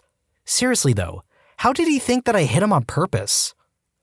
I once had a guy tell me that he wasn't subscribed to Am I the Genius or Am I the Jerk linked in the description below, and I was like, what is wrong with people? But seriously, if you like what you're hearing, give us a like and a subscribe. My gran fell on the curb in front of my house when she was getting out of the car and broke her hip. She was lying on the ground crying when she said a stranger passed. My gran asked her to just knock on her front door, and the person just stared at her and kept walking, and my gran waited an hour until my dad came out and found her. What kind of person just stares at a little 80-year-old woman crying on the ground? Screw that person. I once parked my car on the street, completely legally, when visiting a friend. Some guy comes running out of the house yelling at me, saying that that was his parking spot. He had a large driveway that could easily park 6 cars, but here he is, yelling at me for parking on the street I was completely and totally, morally and legally entitled to park on. I pointed to the street sign saying it was okay to park, and he yelled, "I don't care what the sign says, you idiot! Move your car or you'll regret it!" I ignored his threat and went to visit my friend. It was a late night, and I came out at about 3 a.m. to drive home, only discovered that someone, wonder who, had let the air out of all my tires. Luckily for me, I own an air compressor, so I hooked it up to my car's cigarette lighter and pumped the air back into my tires. For reference, this post was made 11 years ago, back when more than 2 cars on the road had cigarette lighters. It was cold out and not the greatest compressor in the world, so it was a miserable 20 minutes or so. Once I was done, I returned the favor, letting the air out of all of the tires in the 4 cars in his driveway, as well as his boat trailer. I also superglued his mailbox closed. That made me feel better. I worked at a small, food stand-like place once in Disney World. We closed at 3 every day after lunch, and were right next to another food place that remained open. Well, this day, a man came up to our window at around 3:30. We had already closed everything, and demanded food. I told him nicely that all of our kitchen had been closed, but there's a similar restaurant, literally like 15 yards away, that served the same items. Well, he freaked out, started screaming and complaining about the service in front of his children and a bunch of other kids. He even called one of my coworkers a moron. I know he was fully aware of Disney's policies to never let anyone go unsatisfied. Maybe he'd get free stuff, right? Well, he did. Food and drinks. As he was given his food that came from the neighboring kitchen, I remember I gave him the most "what is wrong with you" look I had ever given, even in risk of losing my job for not looking, quote, Disney happy when around a guest. The part that tipped me off most is that he acted like that in front of his children and was rewarded. He didn't even say thank you. I was managing a restaurant on a busy weekend when the tornado sirens went off and the radio told everyone to take cover immediately. My hosts ran to take cover and call their kids at home. Some jerkwad customer decides to start yelling at me to seat him immediately, that was ridiculous, he didn't need to take cover. A tornado did hit, about a mile away. I was on the bus to a shopping mall and it was very crowded. Upon arriving, people massed for the doors, and when following behind the torrent of people, in my own pace, I suddenly see an old, 70 to 80 years, woman silently frantic, standing in the middle of the massing crowd trying to get the attention of someone, with tears streaming down her face. Everyone in the entire bus just went by her, some pushing, others commenting, but all ignoring. I ask her what's wrong, and she points to the front of the bus where I see a pair of legs sticking out below the bus, in front of the front wheel. I can't pull him out, it's my husband, she cries. Apparently, her very old husband was hit in the head by the mirror of the bus as the couple was waiting to get in, and he was unconscious and bleeding. The bus driver hadn't even noticed anything, so while I checked up on the husband, the bus driver closed the doors and initiated a pull-out into traffic. I had to slam the glass really hard to get his attention, and if it wasn't for traffic blocking the road, he would have pulled out regardless, thinking I was just a disgruntled, late, would-be passenger. What sickens me about this experience is that some people are so busy with their own little lives that they are willing to ignore the tears of a crying old helpless lady practically brushing up against them because it might mean that her obvious discomfort might require excessive burdening aid from them that just doesn't fit the planned schedule. What is wrong with some people? Update due to interest. The man was, as far as I know, alright after I had pulled him out as gently as I could and provided basic care. I don't know the term in English, but I put him into a position I learned from first aid courses. He had taken a huge gash in the head, but when the paramedics arrived, they said that I did the right thing and will take care of him now. The paramedics' calmness was either incredibly professional and disconnected or just experienced, but I felt at ease afterwards. Never heard from them. For a while, I worked at a gas station, and most of the time I had to sit in a small building and just watch what went on outside. I was doing a bit of paperwork one day when I saw movement out of the corner of my eye. One customer was waving frantically to me, the pump hose in one hand with no nozzle and gas spraying everywhere. I slammed the emergency stop button and alarms started going off everywhere. I ran outside with the absorption powder to try to get this massive spill under control, and at the same time, I was trying to explain to the people that were coming up to me why the pumps weren't working. At this point, I was a bit unconcerned with customer service. My number one priority was to get this dangerous spill under control. The guy who broke the nozzle felt it was a good time to come up to me and tell me, quote, "I need a refund for all that gas." You know, I understood that because the gasoline was shooting out onto the ground instead of his tank. He would eventually need his money back. But while the gasoline is still on the ground and I'm desperately trying to clean it up so that nobody gets hurt, that is not the right time to demand a refund. Fortunately, my manager came out. He had to call the fire department and tell them not to come, and he dealt with this guy and all the people that he felt the need to tell me that they were, quote, "in a hurry and when would the pumps come back on." Every year there's a Greek festival here in Richmond, Virginia, and all the people in the neighborhoods around there get a little angry about it because of all the people parking. But some people take it farther and actually put out obstructions, like chairs with orange tape between them or cones, to block people from parking in front of their house. The problem with this is that it's public parking, so they're really just being crybabies, which is why I like to find some house close to the festival that's done this. I get out of my car, throw the cones into the person's yard, and park right there. Screw them. I'm only going to be at the festival for as long as it takes to get food because it's usually hot as heck. One time some guy came out screaming at me about how I was breaking the law and he was going to call the cops and have me arrested and my car towed. I just looked at him and said, "No, you won't, because I haven't broken any laws." So I got my food all boxed up and I'm walking back to my ride enjoying the heck out of one of the 5 euros I bought. One for now, one for later, one for later, one for my ex-wife, and one for her later. And I see a cop car blocking me in and the cop standing on the sidewalk with the jerkwad berating him. Cop had a very tolerant expression on his face, so I just walked up and said, "Hey dude, sorry, officer. I got all my food and I'm ready to head out. I've got the family waiting for dinner," holding up the bags. "Any way you can move the cruiser a few feet and I could be on my way? Or are you going to be busy for a while yet?" The jerkwad's eyes widen and he starts jabbering about how I'm the one and telling the cop to arrest me now, impound my car, on and on. Cop looks at me, gives me a slight nod, and says, "Nope, I'm pretty much done here. How are the lines? I'm kinda hungry, and the guys back at the station love gyros." So I told him the lines are moving pretty fast and the tzatziki was extra tangy this year. The jerkwad is just gaping at us. So the cop says, "Sir, if you don't take care of this trash by the time I'm done moving my cruiser, I'll have to cite you for littering. And don't block off the street again," and goes to move his cruiser. By the time I'm loading up and pulling out, with the wave to officer cool as heck, the jerkwad is dutifully picking up his cones and orange tape with a stunned expression on his face, like reality just came crashing down. TLDR, jerkwad tried to block off a parking spot. I took it anyway. He called cops. Cop was cool as heck. Told him to pick up the cones or be cited for littering. I left enjoying my victory gyro and loving life. I was standing at a crosswalk of a fairly busy street one day, next to a woman gabbing on a cell phone, and her little 3 to 4-year-old son toddling around. The woman wasn't making any attempt to look at the kid and wasn't holding his hand. The kid, probably bored by waiting, toddled right past me, jumped off the curb, and started walking into the street. As soon as I saw him leaping off the curb, I instinctively shouted, "Oh no," sprang into action, and ran for him.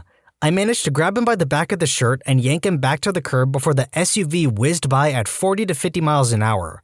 Obviously, they weren't paying attention either.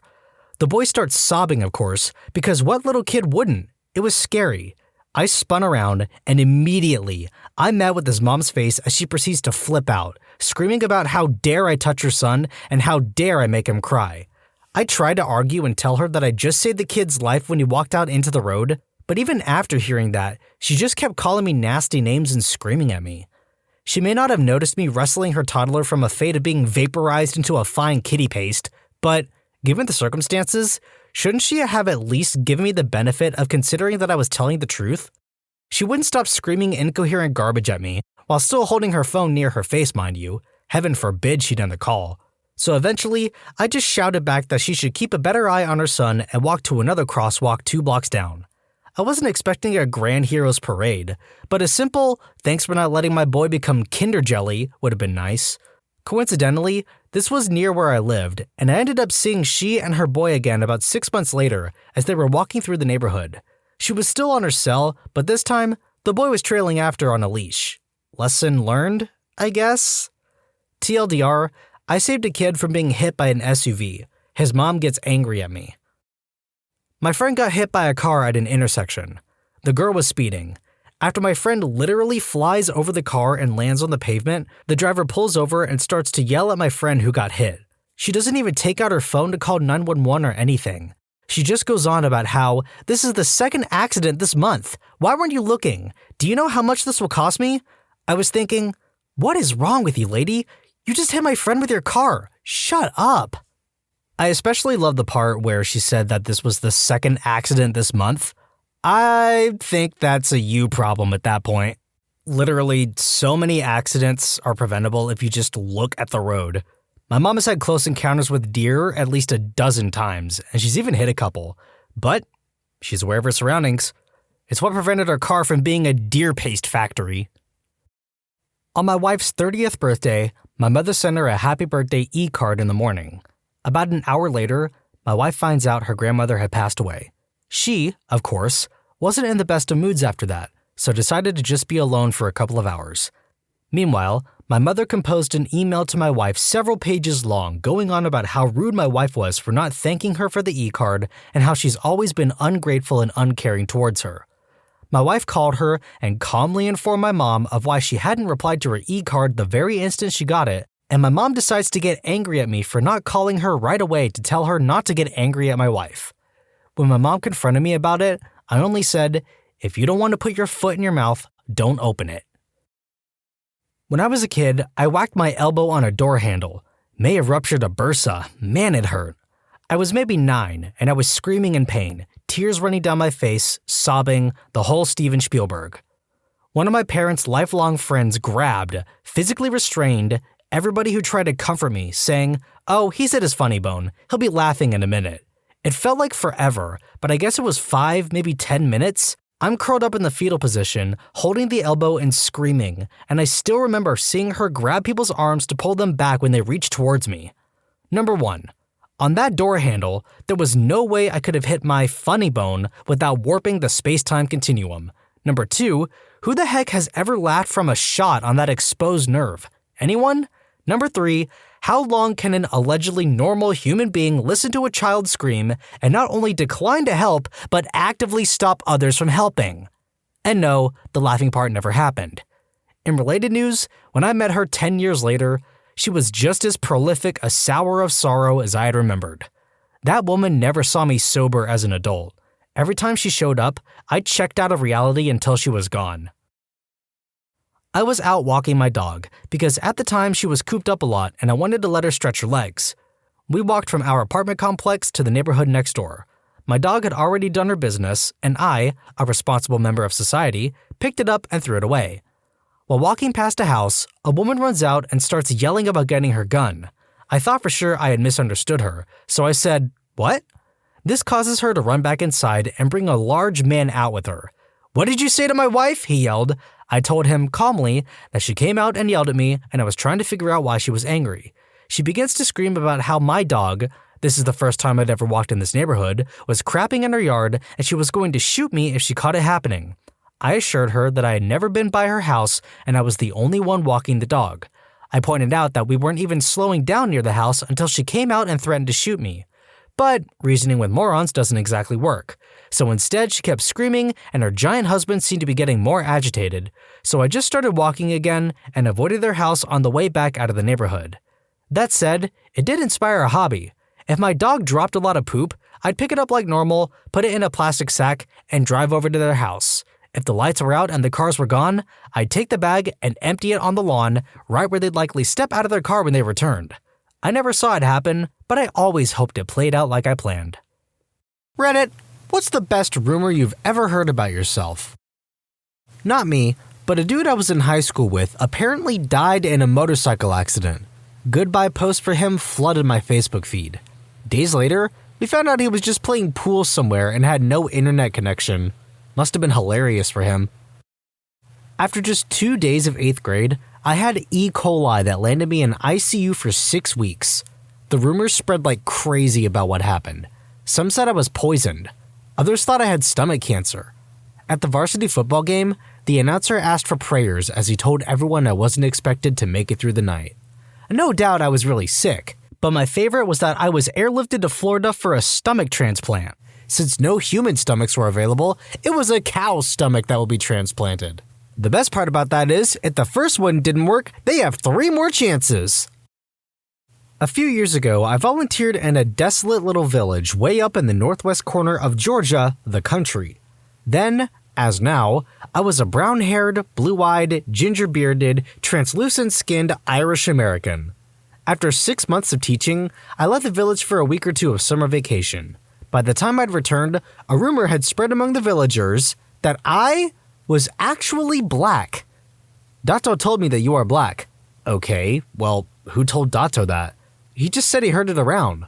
Alright, but look at me. How am I black? I don't know. They say that you are black, but you're lying about it.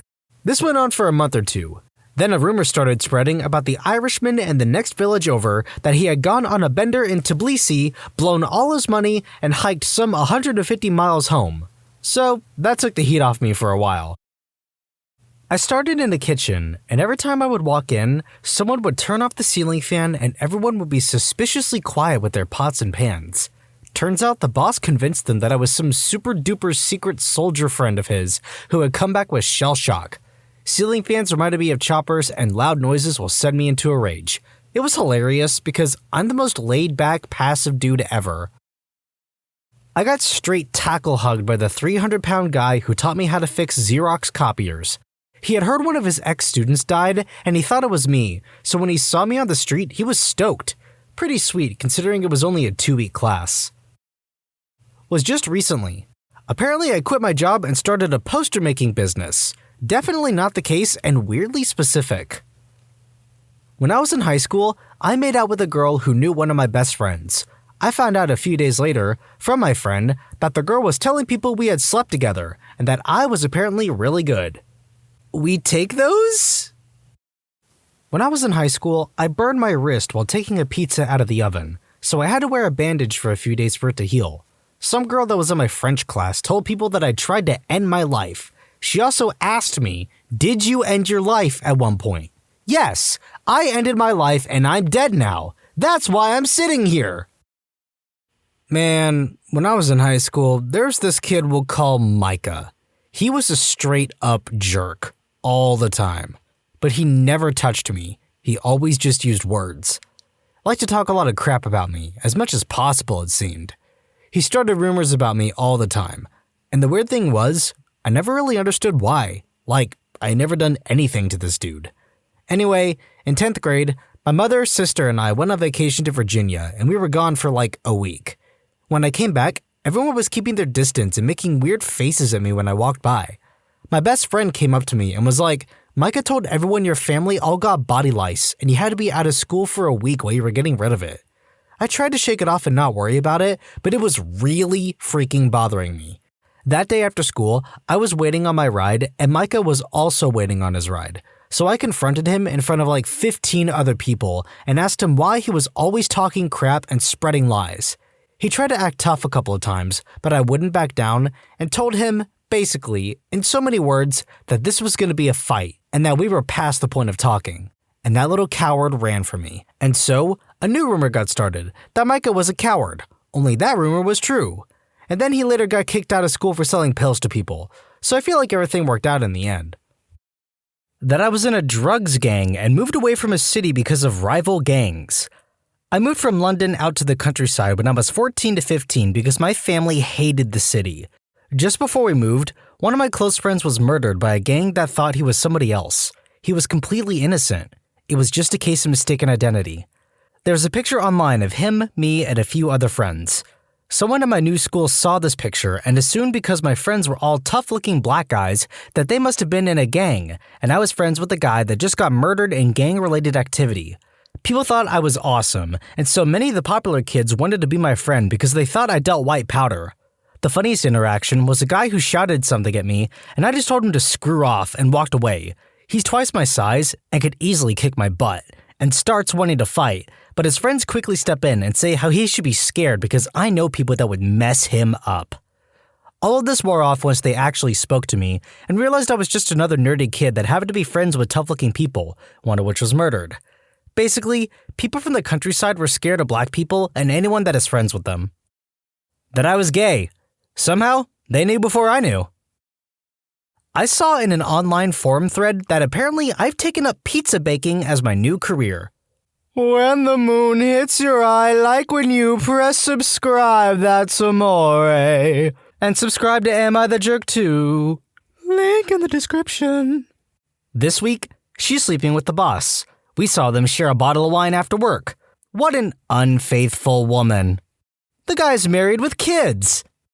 The following week, she's a lesbian. During the party, she was hugging the girls while singing karaoke. Make up your mind! I can't be sleeping with my boss who's male if I'm a bloody lesbian, you twats! When I was in high school, for reasons unknown, I guess it went around that I was gonna bring a bomb into school. With this rumor going around, a lot of kids avoided me and often talked about me behind my back. Now, I found this situation hilarious and petty, so I decided to start pushing it along. I started carrying my lunch in a small wooden box that I carried around with the rest of my stuff that I would keep underneath my desk. When asked by other students what it was, I would reply along the lines of, "It's not your problem," or, "You'll find out eventually." Eventually, this drew a lot of attention, and a couple days later, the principal called me into his office, stating that I was causing a mass panic, that he called my mother and that he needed to see what was in the box when she arrived. Alas, it was only my lunch, and I played dumb to the rumors, and my mother was angry that she came all the way here just to see what I packed for lunch. Great times. When I was 13, I was dating a 17-year-old cheerleader. A kid saw me going into her house a couple times a week and sometimes in the yard together. Truth, our moms were friends, and my mom hired the cheerleader to tutor me because I know math goodly. That I was dating an older woman for cash. It was in my last year in high school. I started to work out and wear clothes that fitted me better, and somehow people concluded that my transformation from ugly duck to not-so-ugly swan had something to do with an older woman paying me for intercourse. More than one teacher tried to help me to, quote, get out of this life. God bless them. When I was 16, they had just put up goalposts in our local park. Me and a couple of friends were playing a game where you take 3 steps in the 6-yard box and then jump and grab onto the crossbar. It was too easy, so I decided to try and make it with just 2 steps. I ended up just getting my fingertips onto the crossbar, falling hard on my back, and pretty much snapping both my forearm bones in my right arm. I had to spend the night in hospital and missed a day of school. When I came back with my arm in a cast, these are just some of the reasons my friends had told people I'd been off. Toby, a boy in year 7 at our school who was a legit giant, must have been at least 6 foot at 12 years old, mugged me for my Aerobie Pro, shouted, "Toby smash!" and broke my arm. A huge dog knocked me down. I got hit by a car. I got hit by a car trying to get my Frisbee back from Toby. They pretty much changed the story for every person they told. We all got a good laugh out of it. Because I skateboard, I must love rough intercourse. I mean, I do love rough intercourse, but it's not because I skateboard? How are the two even remotely related? Visited Samoa in 2009 while a tsunami hit. A friend back home spread a rumor throughout our school that I was swept by the wave and broke both of my legs and almost died. Supposedly, 2 people cried for me. I returned to college at 30 after breaking up with my boyfriend and moving in with my sister. I made new friends, and most of them were couples, probably because my new friends were in their 30s and 40s. Lots of times, folks were having barbecues or dinners at their houses, and I was catching rides to get there with random sets of friends because the car I purchased with cash was a hoopty. Sometimes I stayed over at people's houses because I had to get up for school in the morning and their house was closer. Whoever picked me up that week was obviously the couple I was currently sleeping with. That rumor went around for 3 years before I figured it out. I used to work in a secondary school. The rumor with the kids was that over the summer holidays, I left to fight The Undertaker. I didn't put them straight on that one. Sports day in school. Girlfriend's best friend told literally everyone that would listen that when I sat down on the bench after my race, she could see my dink in the gap between my shorts and my leg and that it hung down by the side of my leg. To quote her, "He's hung like a horse." I'm really not, but I was grateful for the amount of female attention I received after that. When I was first starting out in the workforce, my boss liked to give me all the fire drills to figure out the solution to. One day, he yells over to me, "Noob, I hope you have your fire hat and suspenders on. This is a big one." Smart jerk me replies, "No, but I have a big hose." A woman in her 40s looked at me for a second, then fell on the floor laughing. The rest of my tenure at that company, I would occasionally hear folks talking about my big hose. True story. I had a, quote, screw buddy years back in Austin, Texas. We will call her Hooks. She was 100% liberated sexually. We would have all kinds of intercourse, usually late night after my long shift and after she was done riding bikes with friends. I would insist on rinsing myself off and she would usually do the same. We would have all kinds of intercourse, often exhausting, so afterwards I would cook, usually some kind of sandwich.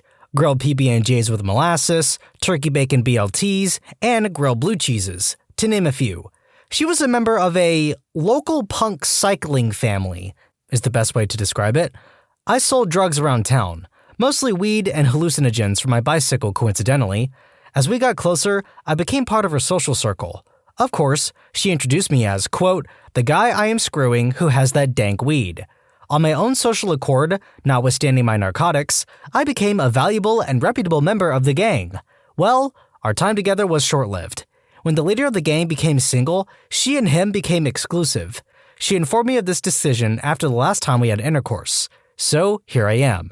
I gained a wonderful group of friends, but lost my most functional screw buddy ever. After a party, I was drunk and lonely, so I headed home to pleasure myself and go to sleep. As I am leaving, I see a female who was at the party waiting by the curb of the driveway, and as I passed her to ride towards my house, she joins me. She's going that way anyway. She keeps talking about how she has no weed at home and all she wants is to get high before she goes to bed, so I offered to sell her some weed. When she gets to my house, I go to my kitchen to process her order and she goes to the bathroom, but I hear my shower running. She's taking a shower. She comes out of the shower soaking wet and I hope you know the rest. An hour or so later, she asks me what kind of sandwich I'm going to make. I gave her the most puzzled look. She says this, "Hooks is always talking about you. He likes them dirty but clean. Good weed, good dink, and he makes after-intercourse sandwiches." That I was a real Indian witch. That's when I learned if you have a lot of black clothes in your closet and are fairly good-looking and happen to be private about your life, no public social media accounts, rest assured you're a witch. That I'm a pimp when not in work. According to the rumor, as soon as I leave the building, I go around the corner, where there's a Ferrari, my enforcers, and a couple of my girls waiting with my pimp coat, hat, and cane. Somebody up there likes me. Heard that one numerous times from the nuns when I was a janitor at a parochial school. I thought they meant the priest was going to promote me to head custodian. Nope, they were just talking about God. Apparently was dating 6 different coworkers in 2 months of work, all at separate times. In reality, I was one of the few guys at said job capable of talking to and getting along with whoever I worked with. I have a bunch of female friends that said they thought I was a womanizer upon meeting me. Couldn't be farther from the truth, really. That I'm dating my former French teacher from high school. He was my Latin teacher. This is actually an amazing story, well worth the read, and I only heard it a couple days ago, so it's weird that I've just seen this thread. So I'm talking to this girl who I went to primary school with. I haven't seen or spoke to her in 10 or so years, but we found each other recently over social media. Call her B. It's worth mentioning I was born in Africa, then moved to the UK where I grew up. B told me a couple days ago that there was a rumor at primary school that I once got chased by a rhino. I was mixed race in a predominantly white school, so there was loads of excitement when I got there, but I never heard rumors. I find this hilarious, because I'm fast, but obviously I can't outrun a freaking rhino, so I go and tell my mom. Mom looks at me and laughs. She says, "You didn't get chased by a rhino as a child, but I did." Then she tells me the story of when she was a little girl living in the bush in Tanzania. Her dad, my granddad, was a station master. There was only one train track and one train passed a day. She was playing and then she heard screams. Men came running by, shouting, "Rhino, run!" So Mum starts running and everyone splits. The rhino is confused and switching targets. Then she remembers her dad telling her, large animals are afraid of anything larger, faster, and that makes more noise, like a train. So she runs over to the tracks near her dad's station as fast as she can and crosses them, then turns to look behind her. The rhino is snorting and stamping its hooves and kicking up dust on the other side of the tracks, but it won't cross. She escaped near certain death. I never heard this story before 2 days ago, because I never heard the rumor about me being chased by a rhino. It's likely that years and years ago, my mom tried to tell someone in my primary school her story, and either due to English being her second language, someone misunderstood her and thought she was talking about me, or some kid overheard and bent the truth. But yeah, that's the best rumor I've heard about myself, which actually turned out to be the truth and not about me at all. My mom is a genius. If she panicked and didn't think of the tracks, no one would be alive to tell the tale. She also has loads of other stories of dangerous animal encounters from when she grew up that she told me after. Moral here, guys, is to talk to your parents more. I had no idea my mom was so freaking awesome. Slipped in some mud next to a busy road on my way to school and was so weighed down with bags I couldn't get up. Plus, my hand really hurt, which later turned out to be torn ligaments. Driver passing pulled over, instantly thought I had been hit by a car, so rang an ambulance despite my protests. Meanwhile, the school bus went by, and thanks to teenagers with wild imaginations, by the time I got back to school a couple of hours later, I had been hit by an ambulance, broken every bone in my body, and died. Someone even said, "We thought you were dead," when I walked into class. There was a rumor when I was in middle school about me being Jewish. It circulated for a long time, but didn't cause me any harm, really. I did have many people over the course of a few months ask me, though. The strange part is that this was in a Catholic school I went to for 2 years prior. Really not interesting, but my husband's dad's, for the past several years my husband's, company is based in a small town, and there are always rumors around that we're either selling or going bust. We have been around for around 60 years and are still the biggest of our industry in our town, while expanding into other areas. When a former employee turned competitor, we prefer to work alongside our competitors rather than hurt them. started spreading the rumor that my husband was sleeping with the staff, I was ready to go postal on said former employee. Husband said, quote, "They've been trying for 60 years to bring us down. This isn't going to work either." And he's right. We're more successful than ever.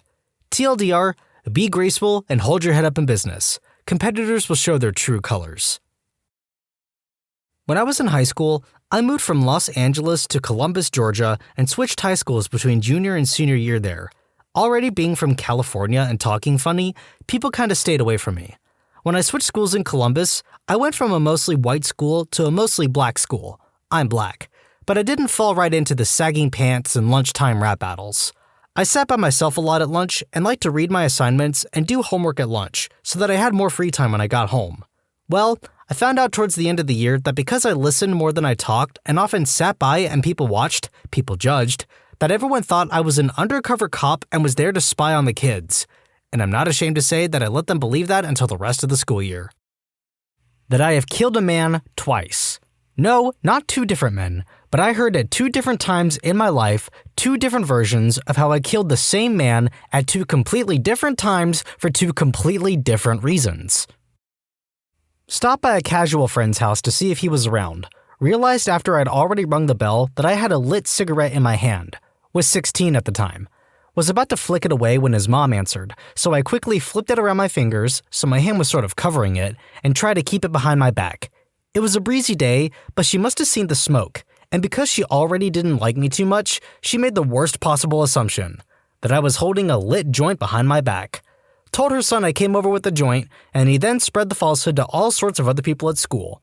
At that point, I hadn't even tried weed yet. I think that was the following summer. Just one in a long series of misunderstandings from my childhood. I was awkward, nerdy, and socially bereft, and people wonder why I never go to the reunions. When I was in college, I used to solve all the lab assignments in advance for a particular course and post the tutorials online in a forum accessible only by students, and not faculty members. The course and the lab assignments were extremely difficult, but I loved it, so I had no problem sharing the work I've done. The forum was anonymous, and you would use a nickname to post. Then one day, a friend of mine calls me and tells me he overheard two students talking on the bus. No, believe me, blank is not a student. It's an alias used by course teaching assistant to share lab solutions with us. Otherwise, nobody would solve them. It also catches those who copy-paste it. Fun fact, the course assistant later figured out that I was the one writing the tutorials and did nothing. The same lab assignments were used for the next 6 years. Reddit, what have your pets done that is worryingly smart? I have a 3-month-old pup who got dirt in her eye one day. The eye kept tearing up, and she held it partially shut for a few hours. During that time, I felt really bad for her and handed out a lot of treats. Since then, when I am eating, she begs by, winking that eye with a tiny whimper. Her wink is non-stop. If she's called by someone else in the home, she looks at them with perfect eyes. I get the, quote, broken eye. Once she gets the goods, fully working eyes. She is a mix from a stray. My birds steal batteries out of electronics. Remotes, beard trimmers, fire alarms, you name it. They don't do anything with the batteries. Just take them out and then laugh at me and dance when I find them. Conures are jerkwads, but I love them. We had a dachshund growing up, and he could tell when my mom was going to have a seizure. He would start circling her over and over while barking. Ironically, he ended up with epilepsy himself, but it didn't shorten his lifespan. They helped each other out. He lived 17 and a half years. I miss that dog. Edited to add, my mom had epilepsy since she was 15, unrelated to dog, which she got in her 30s. Our dog wasn't trained. He just did it. Every day when my brother and I pull in the driveway from school, we can see our dog on my brother's bed in the window above the garage, where he knows he isn't allowed to be. When we walk into the house, he is laying behind the living room couch and picks his head up and looks at us like he's been sleeping there all day. I had a yabby in my freshwater tank that is a genius. I one day watched him gather some food pellets into his cave, wait for the fish today, eat the rest, then a few minutes later, place them in front of the cave entrance, then attacked and ate a fish that came to eat the pellets. He stockpiled his meal to later bait an even better meal. That guy is in his own tank now. One of my dogs knows how to open door handles. The other one can't even figure out that he's not supposed to eat rocks. It's a mixed bag with my pets. When I get asked to do some things, I'll groan jokingly and do the thing anyway. Now, when I call my dog while she was sleeping, or if I accidentally nudge her at the foot of the bed, then she groans with attitude like I would. Kind of adorable, kind of freaky. My cats teamed up and got the tub of butter off the kitchen worktop, took it outside, removed the lid, and had an all-you-can-eat butter party. This is just delightful. I am enjoying every single one of these stories so far. They figured out that if they want the toy or bone the other has, to go to the front door and bark like a stranger is walking up to the house. When the other dog shows up to assist in barking, run to get the toy. It's not just clever, but dishonest in the worst kind of way. Growing up, I had a yard that was surrounded by fence, except at the entrance where the cars came in at the front.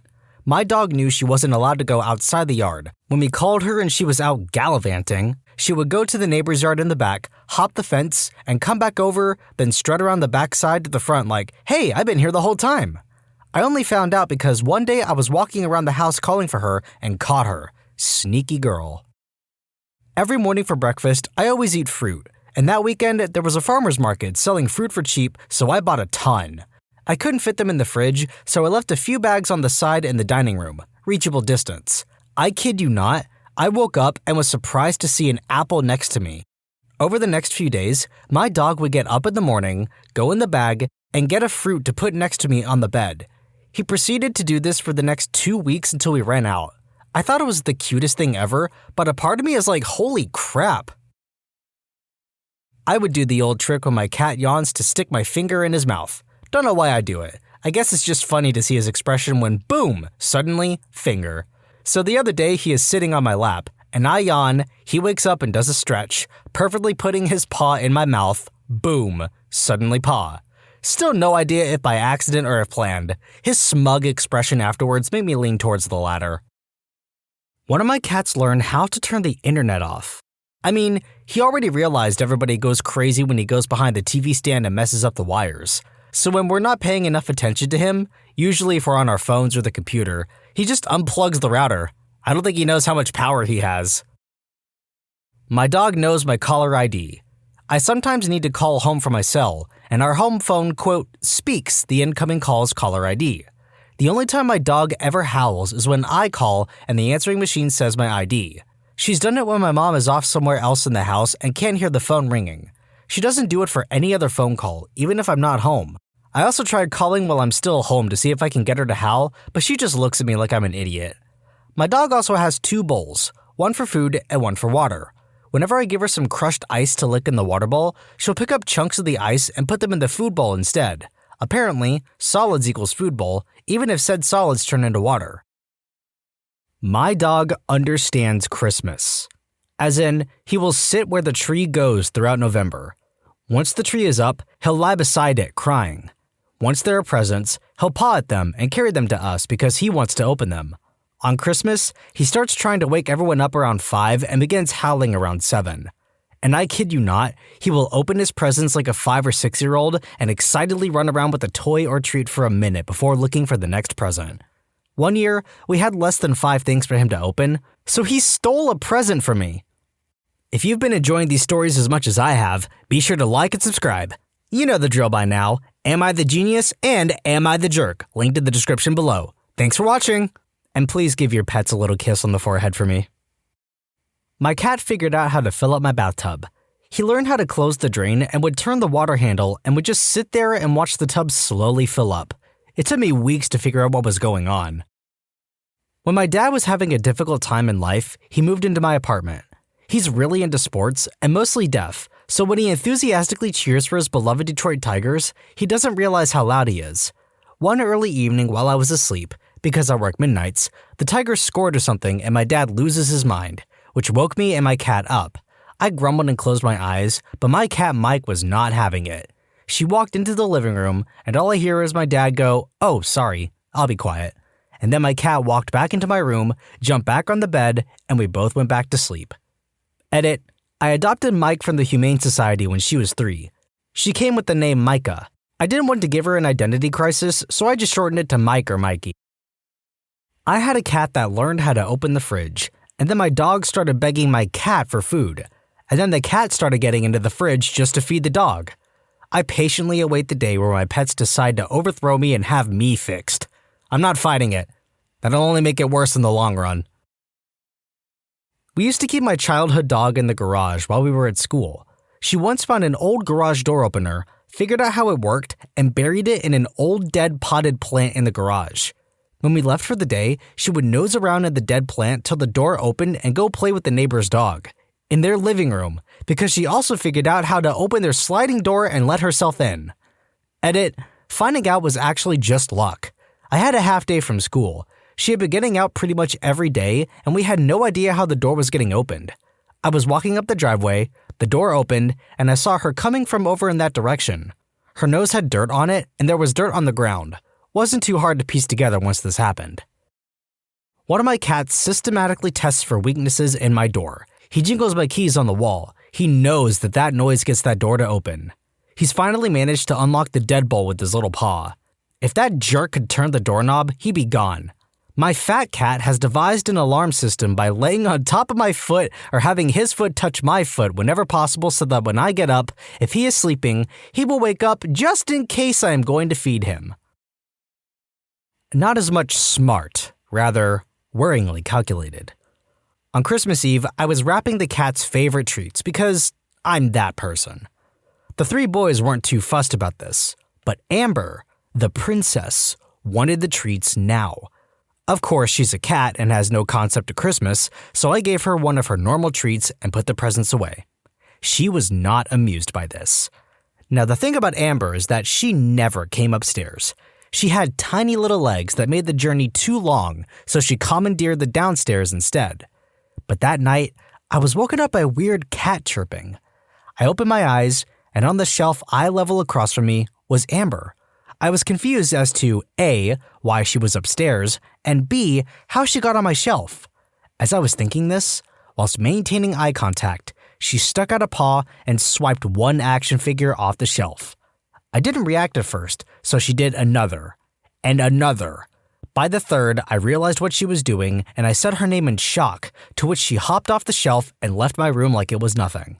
And that confirmed my suspicions that Amber held grudges and exacted revenge. My dog likes to sleep in the kitchen. Most nights I am up late on my desktop working, which is near the kitchen. When he gets annoyed at the light, he goes behind the curtain to make a blindfold that covers his eyes. It could take him a few tries to get it just right. Back when I was a kid, my family had an incredibly intelligent Cavalier King Charles Spaniel. She had somehow managed to learn several dozen different words, to the point where we could tell her to go find certain people, to wait for us in certain rooms, or to pick out specific items from her collection of about 15 different toys. This dog would even obey remarkably detailed commands combining those elements, like, go get your hedgehog, then bring it to Dad in his office. Suffice to say, she was a remarkable pet. Now, this dog's favorite toy was a little stuffed animal that was vaguely shaped like a human, which we referred to as her, quote, baby. She would wrestle with it, tote it around the house, and keep it right next to her whenever the family would gather to watch a movie or something. After a year or so of such adventures, though, the toy started to get a little bit worn out, so my mother decided to replace it. In an effort to, quote, surprise the dog, she discreetly put the old baby in the garbage, then stood in the middle of the living room with the new one behind her back. Coyote, my mother called. The dog's name was K-O-D, though we pronounced every letter. Coyote, come here! As expected, the dog came bounding into the room, a happy spring in her step. Where's your baby? Go get your baby! Everyone expected the dog to approach the corner where her toys were kept, discover the item was missing, then mount a search for it. She'd done similar things in the past after all, with hide and seek being one of the many games she seemingly enjoyed. But rather than behaving as anticipated, Coyote trotted over to the trash compactor and started pressing on its foot pedal with her paws. She wasn't heavy enough to get the thing open, but the intention was clear enough. In the end, Coyote wound up with 2 babies. TLDR, clever canine counters caper. I have 2 horses, Red and Mickey. They are yarded next to each other, and there was enough of a gap in the fence that a clever horse may work out that they can just manage to pinch the other's hay through it. Red took it a step further, and realized that if he could steal Mickey's hay, Mickey could steal his. So he waits until Mickey is distracted by his bucket feed, And then Red takes his own hay from his own feeder and deposits it across the yard where it's safe. He then goes back and takes Mickey's hay and deposits it where it's safe. Then Red eats his hard feed and 2 lots of hay. We had to move all the hay feeders. My dog is afraid of the smoke alarm. After a while, he discovered the toaster could set the alarm off if toast burned, so he became scared of the toaster. Eventually, he figured out the noise the bread bag made as it preceded the toaster noise, so he became scared of that. Eventually, he figured out the kettle turning on usually accompanied the bread bag noise, so he became scared of that. Now we have just reached the point that he has figured out the time of day we go into the kitchen to turn on the kettle and open the bread bag, so he has scheduled his fear to that. I'm always blown away how he has been able to figure all this out. Not sure if it's really that smart, but it impresses me. Edit. To clarify, the smoke alarm has only actually gone off once or twice, but he remembers it well. We're also training him with treats to not be scared. He is also a Chihuahua cross, so being scared of noises is kinda his thing. Not current pet, but a dog I had as a teenager. Dog jumps up on the couch. Nope, you're not allowed on the couch. Go lie in your bed. Dog leaves the room. A moment later, he returns with his bed and throws it on the couch. Gets back up on the couch in his bed and stares at me. Fair enough. My cat learned to say my parakeet's name. Marmalade apparently isn't a difficult name to mimic in cat speak. Okay, you know I have to try it now.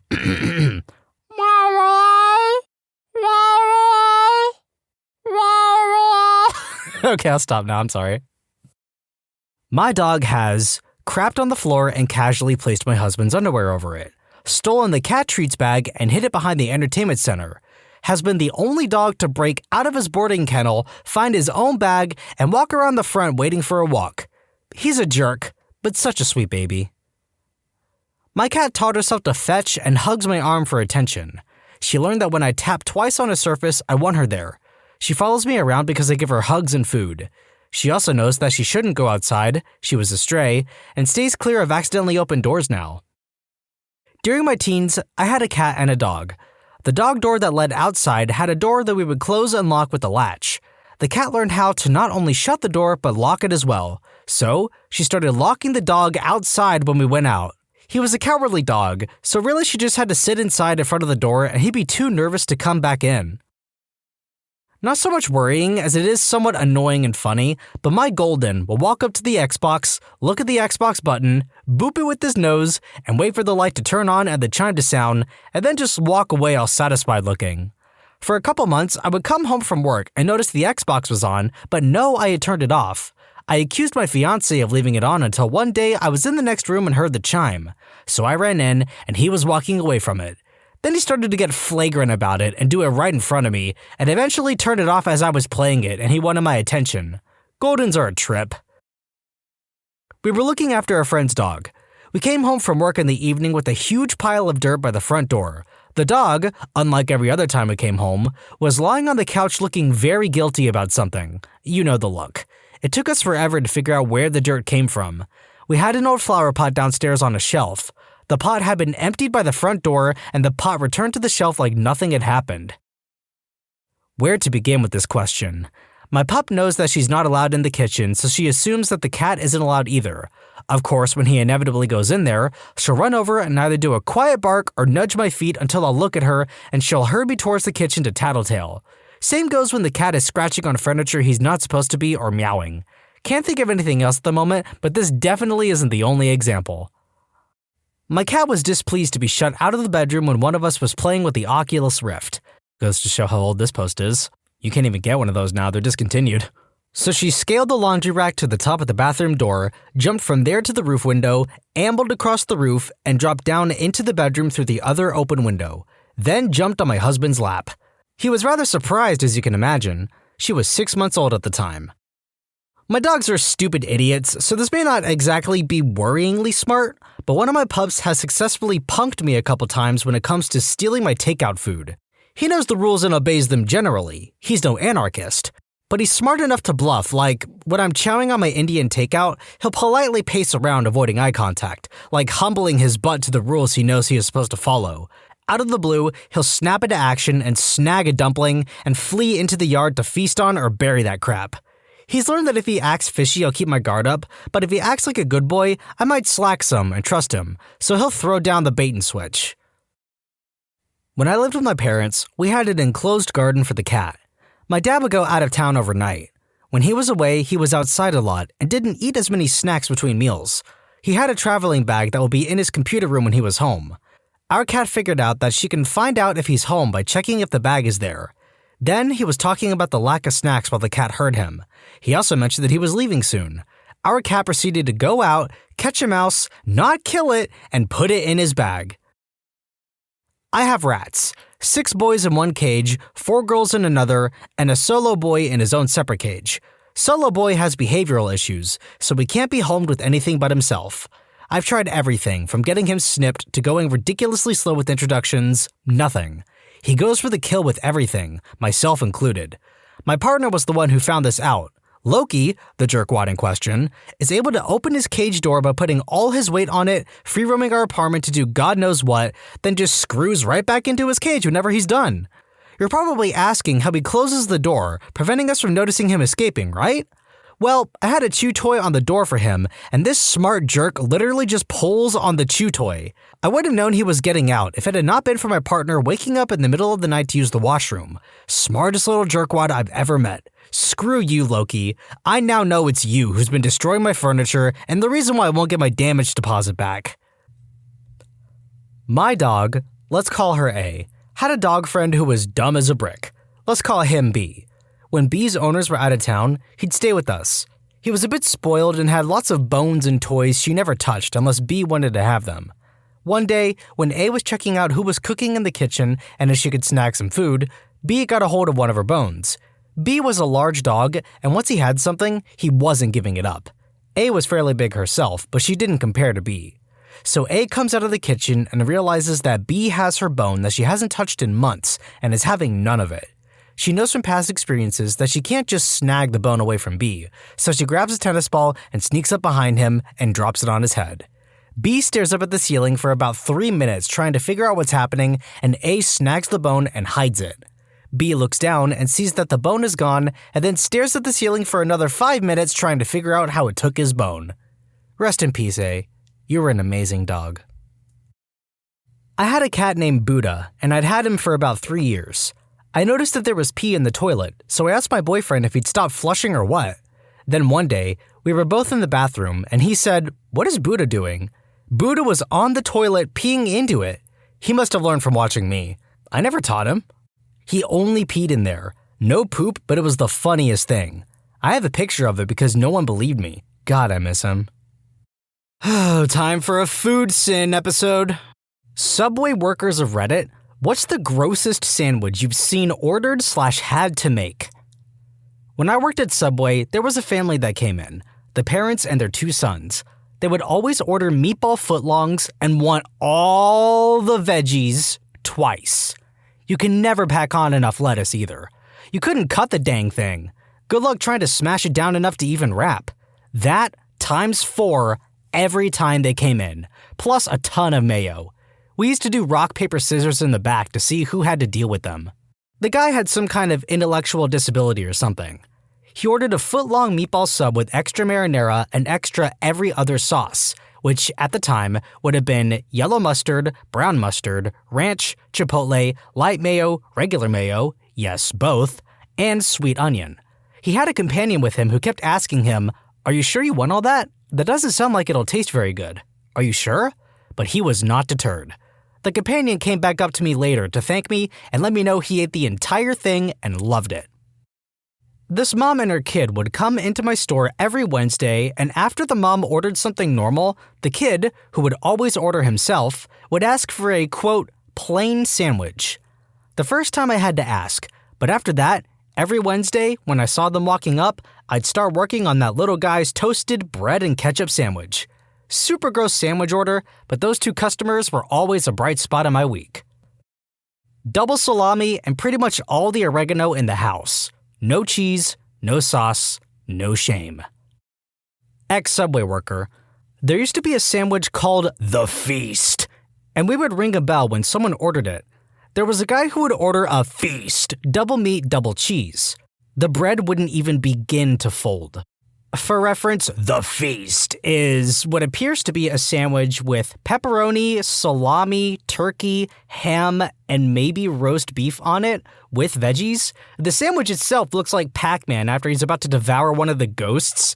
And if you could imagine that gape of a hippo's jaw of bread being stuffed to the brim with meat, try adding double meat and double cheese to that, and you can see why it would be better off being an open-faced sandwich. My old boss took a trip to Hawaii to surf, rented a Jeep, and ordered enough $5 footlongs to last the week. That's all he ate all week, apparently. Stored them in the Jeep. No cooler, no refrigeration. All of those sandwiches were gross after a week in Hawaii temperatures. I don't know if they still do the seafood salad sandwich, but when I was a teenager, I had to prep that in the morning. It's a 5-pound bag of imitation crab and a gallon bag of mayonnaise, mixed with my gloved hands. The smell and texture was awful. Anyways, had an elderly gentleman come in on my Saturday shifts and get the seafood salad footlong, double meat with shredded cheese, toasted. Old guy tipped $1 every time. I used to go to this one Subway and the artist really loved his job. He got to be stoned and make sandwiches. He knew people's orders. He was filled with fun Subway facts. He was the best part of going to Subway. I asked him what's the weirdest subs he has had to make. He told me that a lot of people from the Philippines ordered the seafood sub with marinara sauce on it, at least in that neighborhood. He thought it was super weird at first, and then after several people ordered it, he tried it himself and said he didn't hate it. It is time for this story to be told. When I was a stupid high school boy, my buddy Rob and I used to go to the same Subway at least a couple of times a week. There were 2 workers there, Mary and Roland, and whenever they transferred, we'd follow them to some other Subway, because they were nice to us and sometimes gave us deals. One day I went in there and said, "Roland, I bet you can't make me a sub that I can't eat." Roland goes in the back and comes back with 2 big freaking slabs of processed turkey. When you order a normal sub, that turkey is all sliced up. This was not sliced. It was just a brick of meat about 1.5 inches thick. He loaded it up with all the regular toppings, no screaming hot sauce or anything, and said, "There you go." Stupid high school boy me thought, this fool doesn't know who he's dealing with. I ask for an edible, and he gives me extra meat. 10 minutes and this thing is down the belly hatch. But a strange thing happens when you have to chew large portions of processed meat for a long time. You realize why they slice it up like that. It's because it's full of big, disgusting chunks of gristle, blobs of fat, probably a beak or 2, whatever made it into the turkey blender before it was pressed into a can. I can't remember whether I puked. Stupid high school boys puke a lot. But I do remember that I didn't even finish 6 inches of that thing. God bless Roland, wherever he ended up. Not only did he win the bet, he made a sandwich that still haunts my dreams 25 years later. Never worked at Subway, but I can tell you how to make any sandwich absolutely disgusting. Order it on flatbread, but don't let them toast it or warm it up. The flatbread tastes like Satan's skin when it's cold. Hey there, if you subscribe to Am I the Genius and Am I the Jerk, I might not judge you for your horrible Subway order. Link is in the description, and remember to support the video by liking and leaving a comment. Thanks for watching! Obligatory, I don't work at Subway, but I do work at a place that serves subs. Had an order for a while back for a chicken finger sub with hot sauce, tuna, pickles, and double mayo. Felt like I was preparing for a reckless eating video. Edit, for those who have asked, I work at a locally owned pizzeria. Okay, this contextualizes things because in my head, if you work at a pizzeria, the pizzas are really the main focus, not the sandwiches. So you have a specific way you make the sandwiches, and there isn't really a lot of modifications you can do. What I think this person did is that he saw that the place served chicken fingers and subs and had all of these toppings that were put on the sandwich and said to himself, "Oh yeah, I want all of that." He was just making up his own crap for the sake of making up a sandwich. Like, I hate the idea of the sandwich, but you gotta admire the man's creativity and opportunism. Okay, check it. Dude comes in like he's never been to a Subway before, which, that's okay. I'm ready to help. But he also acts like he has never had nor heard of a sandwich before. He gets the honey oat footlong, and that is where the logic stops. This joker asks, "What's good?" And I tell him that I like the meatball marinara, He gets that, with extra marinara mind you, and before I can even ask him about his cheese choice, he points to the tuna and goes, "Ew, what's that?" I tell him what it is, he takes a good minute to think, and then he's like, "Okay, I'll get that too." I pause for a second, trying to process what he is asking me. Let me tell you, I take the title, quote, sandwich artist, seriously, and I did not feel like an artist while spreading pasty tuna onto a marinara-soaked honey oat loaf. I felt dirty. So to follow this nutball's train of logic, he has me extra toast it without cheese, take it out, and he says 2 words that shook me to my core. Honey mustard. I'm an honest man, I like to think. A good man if I'm being generous. But I cannot think that any god would make me suffer for helping craft this abomination. I squeeze the bottle and give him 3 thick lines of that tangy god sauce. He says more. I give him more. I close it with an audible squelch emitting from the sub. I wrap it up, and when I look up to accept his money, I see his face. I see the excitement of a child about to go on a roller coaster for the first time. The guy is giddy, practically electrified with glee. I give him his foot-long effigy to sin incarnate. He leaves the store, and I go in the back to slice bell peppers and try to forget. Meatballs, teriyaki chicken, and salsa with all the salad and all the sauces. No, he wasn't high, and he ordered it like 3 more times. For breakfast, egg whites, American, and shredded cheddar, a double portion of seafood salad, toasted, oil, no vinegar. Had a few people that would order a double meat tuna sub and then want a ton of mayo added to it. Those sandwiches were already half mayo to begin with. I felt fatter just touching the thing. Also, another store under the same owner would regularly get people wanting cookies added to their subs. I'm pretty sure I was told the reasoning was that they thought it would count as a topping so they wouldn't have to pay for the cookies.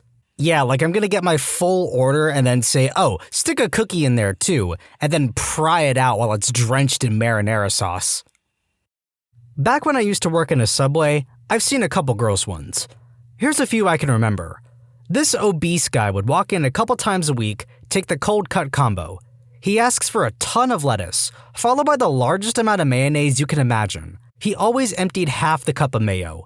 It was probably more than enough mayo for 12 to 15 average customers. He then added a few other vegetables and was good to go. It always made me sick making him such a sandwich as I knew I was killing him. Then, I've seen 2 normal-looking persons take every single sauce on the menu. Not like a very thin line or anything. Extra dosage of every sauce while looking at me to make sure I put enough of each. At Subway, you can ask to grill vegetables with your bread, cheese, or meat.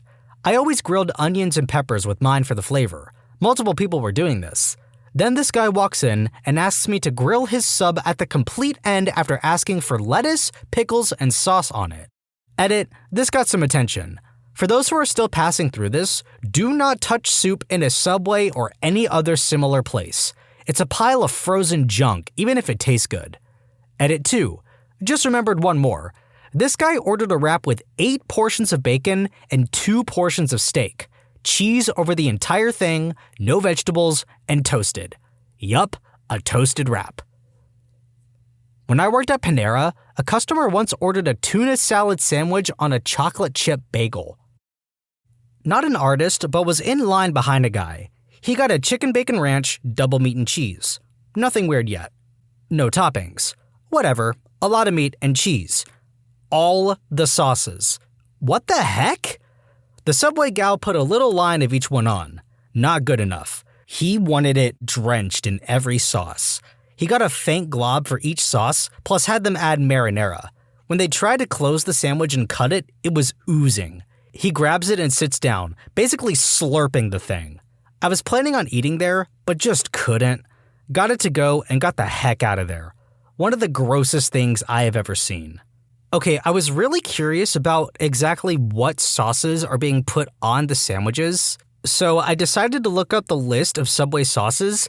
People are putting oil, red wine vinegar, mayonnaise, mustard, honey mustard, buffalo sauce, sweet onion teriyaki, peppercorn ranch, Baja Chipotle, MVP Parmesan vinaigrette, and roasted garlic aioli on their sandwich at once. Some of these combinations I can get behind. I honestly put mayo and Baja Chipotle on mine because it makes this sort of spicy mayo mixture. It's really good. But if you get MVP Parmesan vinaigrette and red wine vinegar and buffalo sauce all at once, that's just gonna clash. We all know variety is the spice of life, but some people need to chill. Footlong Subway Club. I think double meat. Wanted extra cheese ×4 so they could have every single type of cheese on it. Every single vegetable, every sauce, and I mean every sauce. Even mayo plus light mayo together. Olive oil, vinegar, salt and pepper, oregano, Parmesan cheese. Not only was it disgusting, but it was a pain to actually wrap the thing up. Anytime someone ordered a tuna sub, it's basically vomit mixed with wall plaster. I had a guy order a meatball sub with extra meat, which in his case meant twice the meatballs. The juice alone from all those balls of meat made the bread like wet newspaper pretty much instantly. Way back in the day, I have no idea if this still exists. There was a rib sub, which was basically the roast chicken patty, but in rib form, which was guaranteed to move through your bowels in no time. I worked during the Atkins craze, so anything to do with that still makes me shudder. Dude comes into my work every so often for a flatbread footlong, 1 egg white and 1 egg yellow. Add double meat tuna, toasted, and nothing else. I was a sandwich artist, thank you. Finally, a question I can answer that brings back the horrible memories of my soul-destroying time at Subway. There was this guy that I think was messing with me and the other girl there, but he ordered a foot-long wheat bread with every flavor of cheese we had on it, along with every condiment we had. Then, the man used a ketchup bottle he brought himself and used it all.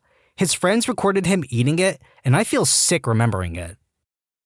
This lady would come in every day and ask for a 6-inch honey oat, and made it very apparent that she wanted the bread soft. She had me put triple American cheese on it and 3 tomatoes and an ungodly amount of mayonnaise on it. That's it. Made me cringe watching her eat it. Hated that lady. I really hope that more people realize that mayonnaise is literally just like oil, eggs, and salt. And if you put way too much of it on a sandwich, you're just gonna taste oil, eggs, and salt. Like there's no other redeeming quality of that sandwich besides the fact that you put a gallon of mayonnaise on it. And it's not even like barbecue sauce, where the sauce is the point of barbecue. You may as well be eating mayonnaise out the jar with a spoon at that point. Late to the party, but this is hands down the worst sandwich I ever made. Dude comes in, orders a 6-inch cold cut, white bread. As I'm cutting the bread, he asks for mayo on both sides before the meat. So I do the old back and forth, both sides. He looks at me and says, "Not enough, man. I want like an inch on both sides." I used about a half bottle of mayo on that sandwich, put the meat on, and closed it up. He told me at the end that he lets it sit in the fridge for 3 days before he eats it. Nope. No way. If I let fast food sit in my fridge for more than a day, it gets inedible. Mans is out here marinating his meat in mayonnaise. Like, what are you people doing? Stop putting 1 billion pounds of mayonnaise on your sandwiches. I am begging you. Not Subway, but in high school, I worked at Hoagie Yogi, which does sandwiches and teriyaki bowls. I had a teenage girl come in and ask if I could make a foot-long pickle sandwich. So I took a small handful of pickles and spread them out over the bread. "Can I have more?" she asked. I took another, slightly larger handful of pickles and spread them over the bread. "Can I have more?" she asked again. I dug into the bin with both hands and spread 2 heaping piles of pickles across the bread, which was now soaking in vinegar. "Is that enough?" I asked. I thought I was calling her bluff. "Yeah, that's good." I folded the sandwich down as best I could. The pickles were stacked too high. I rang her up for a veggie sandwich, watched her take it to a table, and sit down to eat the whole thing. The bread was dark and soggy. Any pickles that fell out, she was quick to scoop up. It was gross, but fascinating at the same time. Okay, YouTube comments, hear me out on this one. Do you know somebody who is obsessed with pickles?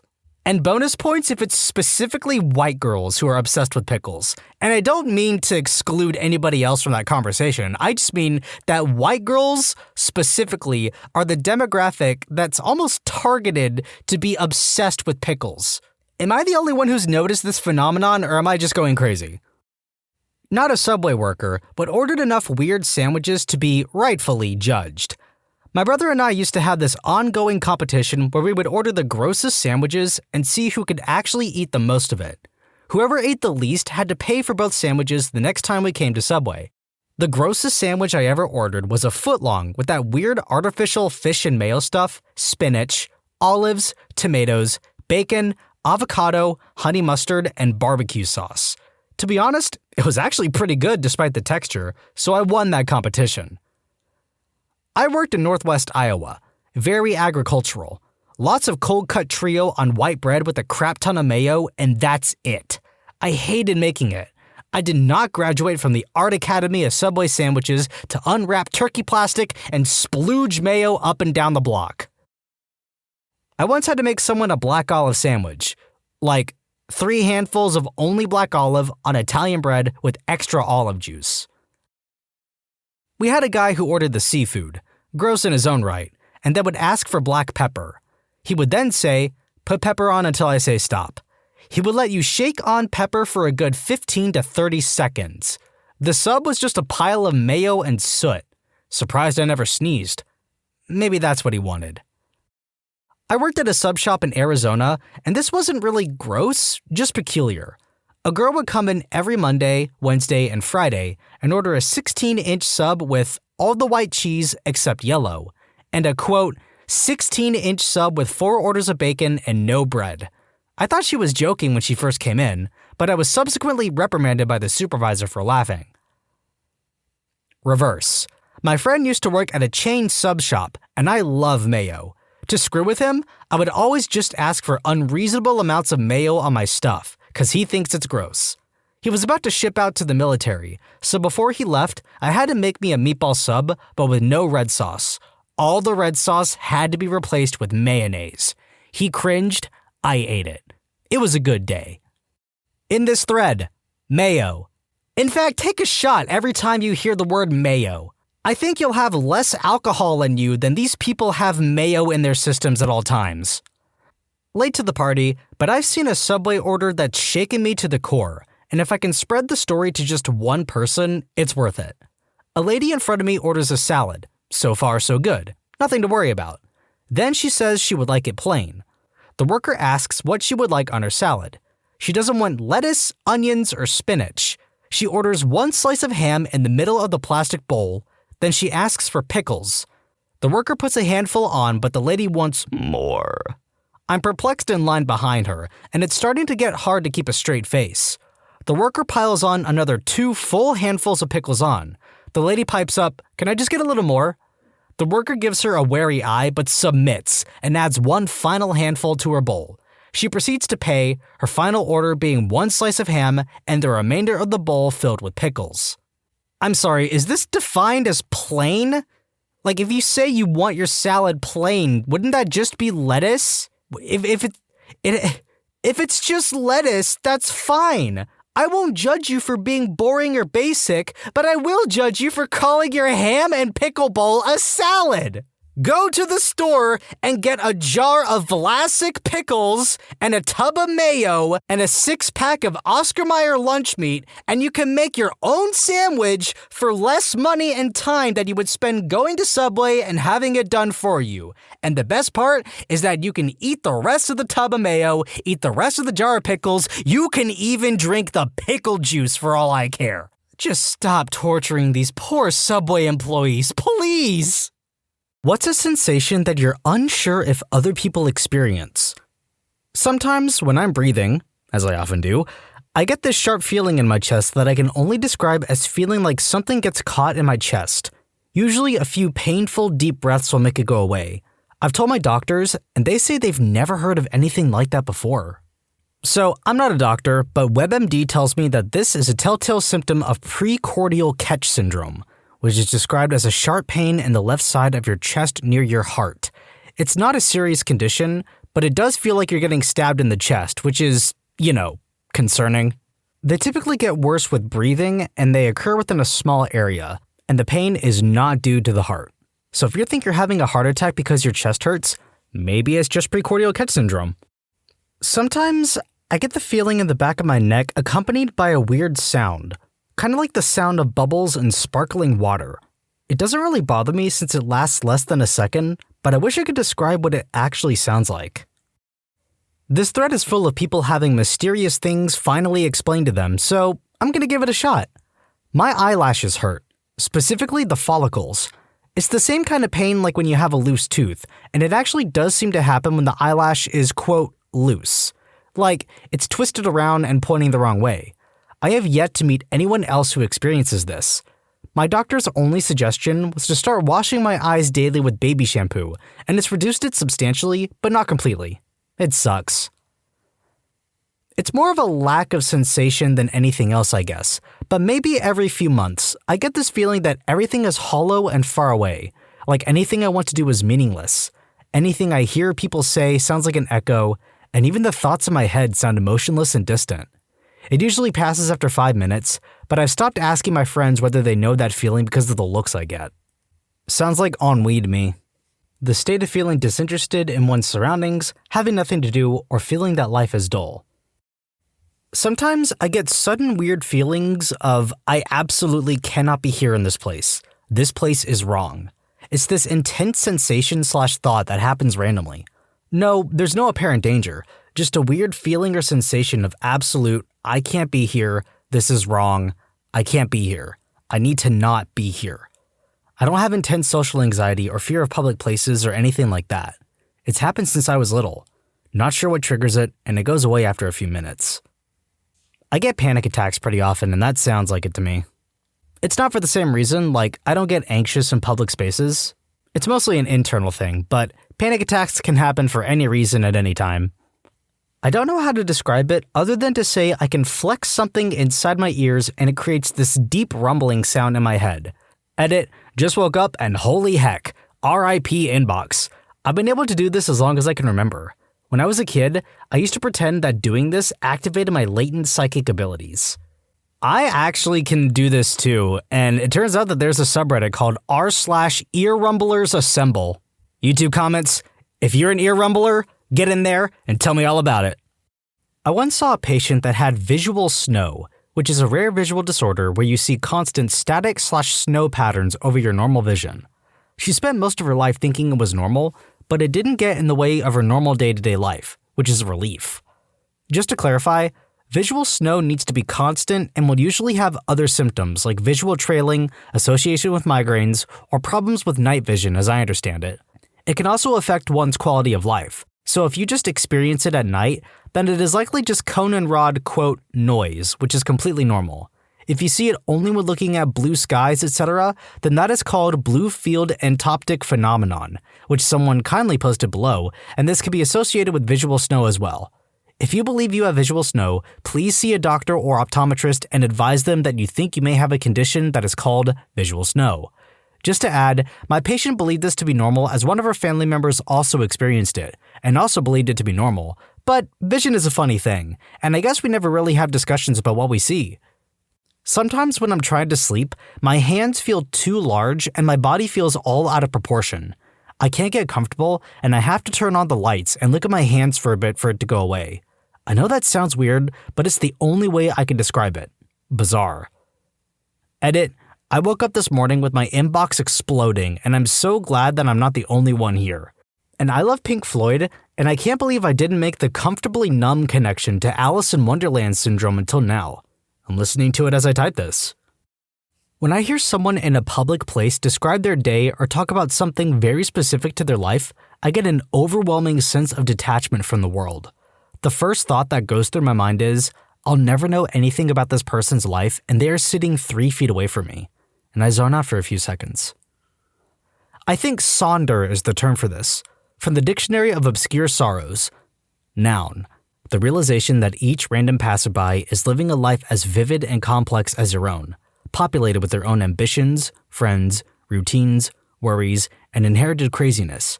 An epic story that continues invisibly around you like an anthill sprawling deep underground, with elaborate passageways to thousands of other lives that you'll never know existed, in which you might appear only once, as an extra sipping coffee in the background, as a blur of traffic passing on the highway, as a lighted window at dusk. My sister and I call it tickle thumb, but it's when you're laughing too much and try to pick something up or press something with your finger and thumb but have no strength. Of course, it makes us laugh harder and prolong the tickle thumb. Good luck trying to explain it to someone who doesn't know it though.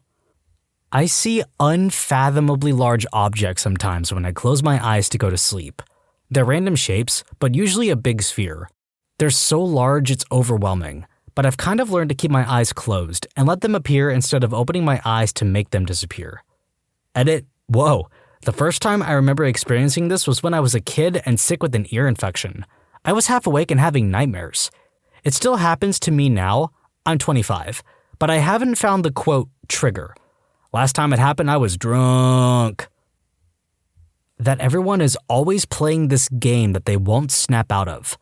Instead of just being themselves and saying what they feel, they act like they're in a play or in a chess game or something.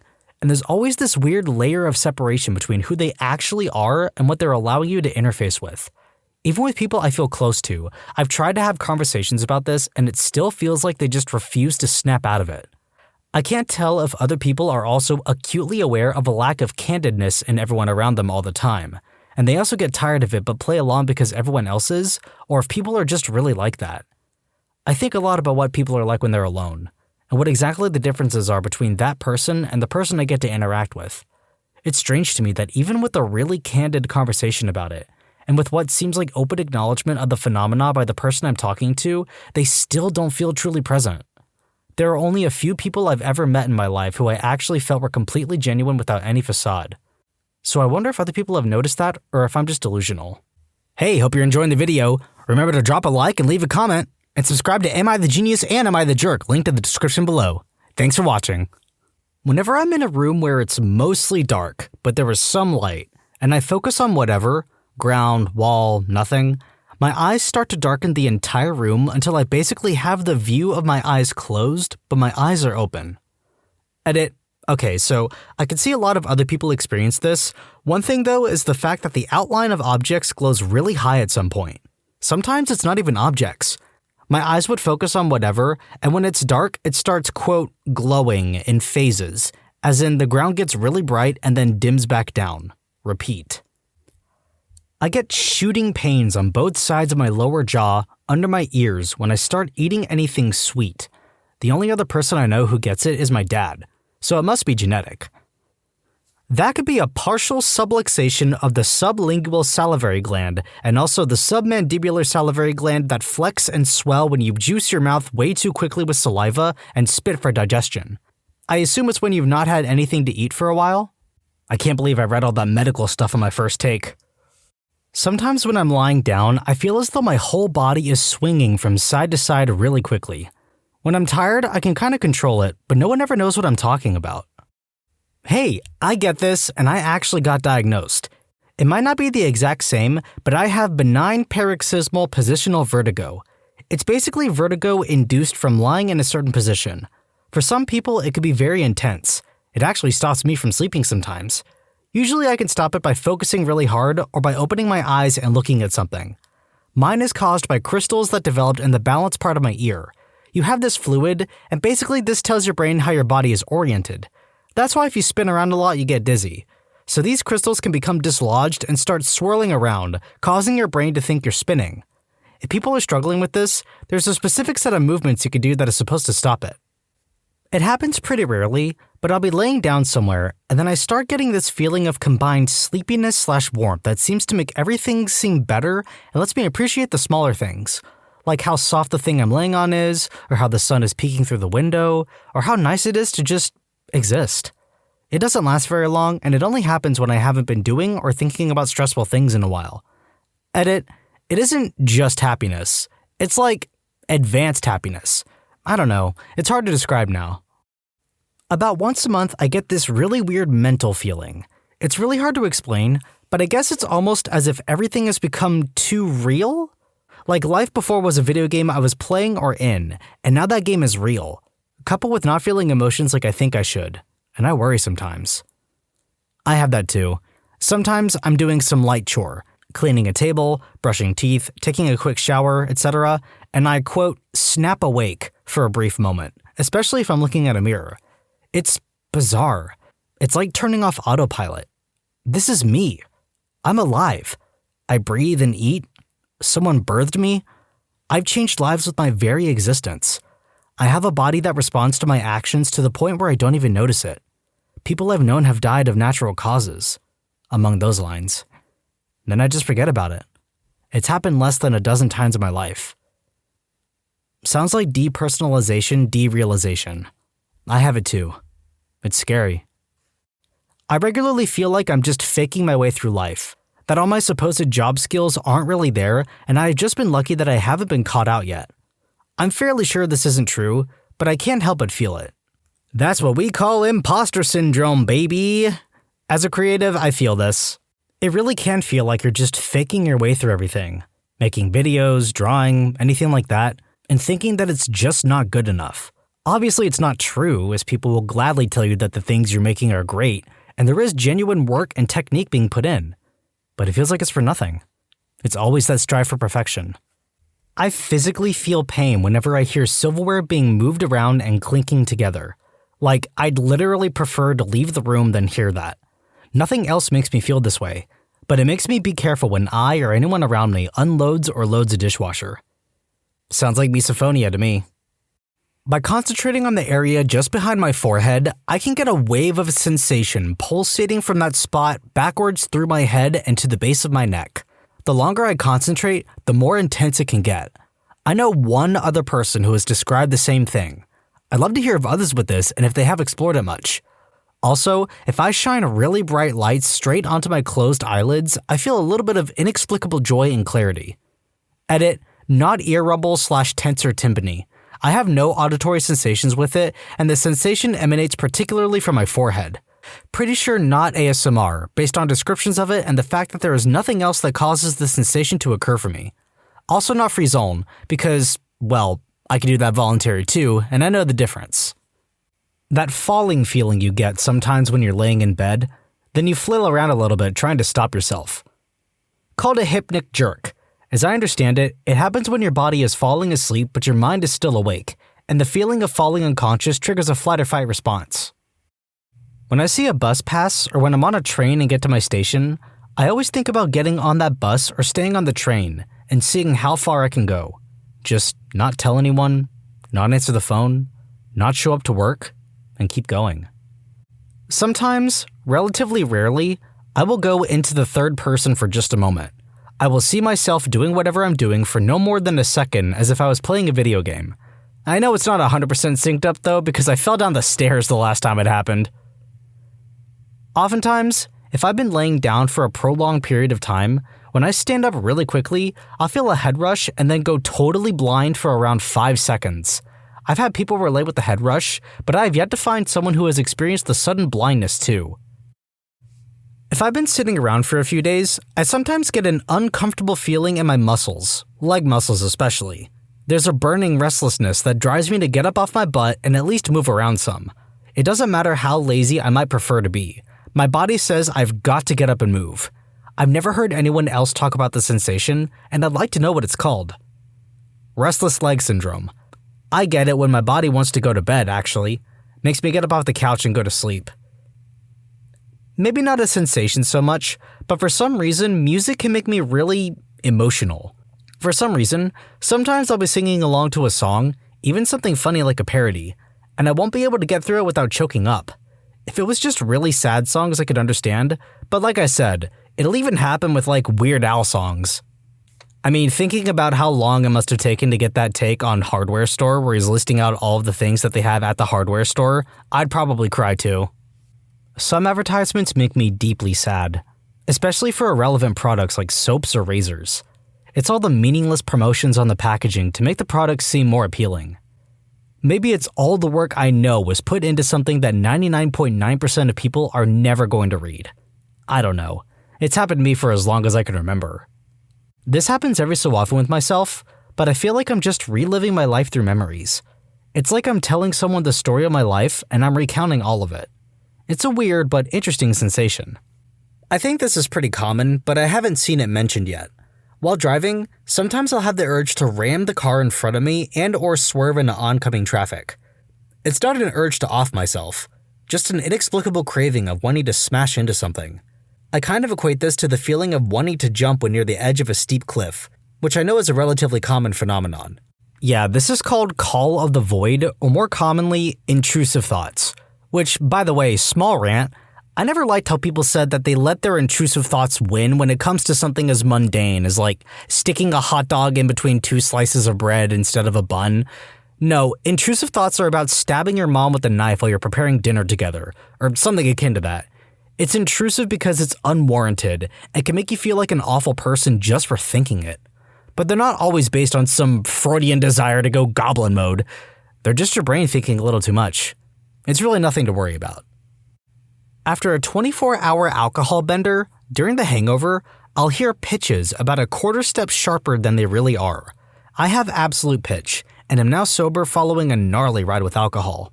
Of all the hangover systems I got, quote, the sharps were the most unsettling. Dehydration of your inner ear fluid would be my guess. Changes the shape of the ear canal until your body can replenish it, so everything would sound different. This has actually happened to me before. I don't have perfect pitch or absolute pitch or anything like that, but I think one time I was either sick or I just woke up and my ear was feeling pretty off. It's like whenever I would whistle, I would hear like multiple tones over each other. It's like I was harmonizing with myself, but in the worst way possible. And listening to music sucked because it was like the song sounded awful when I knew that it sounded alright before. Thankfully, it never happened to me again, but that was weird. It doesn't happen so much to me in adulthood, but I swear that when I was a kid, homesickness was a distinct, visceral, nearly physical emotion. For instance, say I was 6 and staying at my cousin's house for the weekend without my mom. There would be quiet moments, maybe near bedtime, where it wasn't just, I miss my mom, I wonder what she's doing. Rather, it would be a potent, melancholic ache where I was acutely aware that I was not at home and my mom wasn't there. And it would overcome me out of nowhere. I had no more control over it than if I suddenly felt chilly. I thought everyone experienced this, homesickness, as its own separate and extreme emotion, but I remember mentioning it to a friend in middle school, and she had no idea what I was talking about. What's really weird is that from time to time, I'll get the homesick pain feeling again in situations where it makes no sense.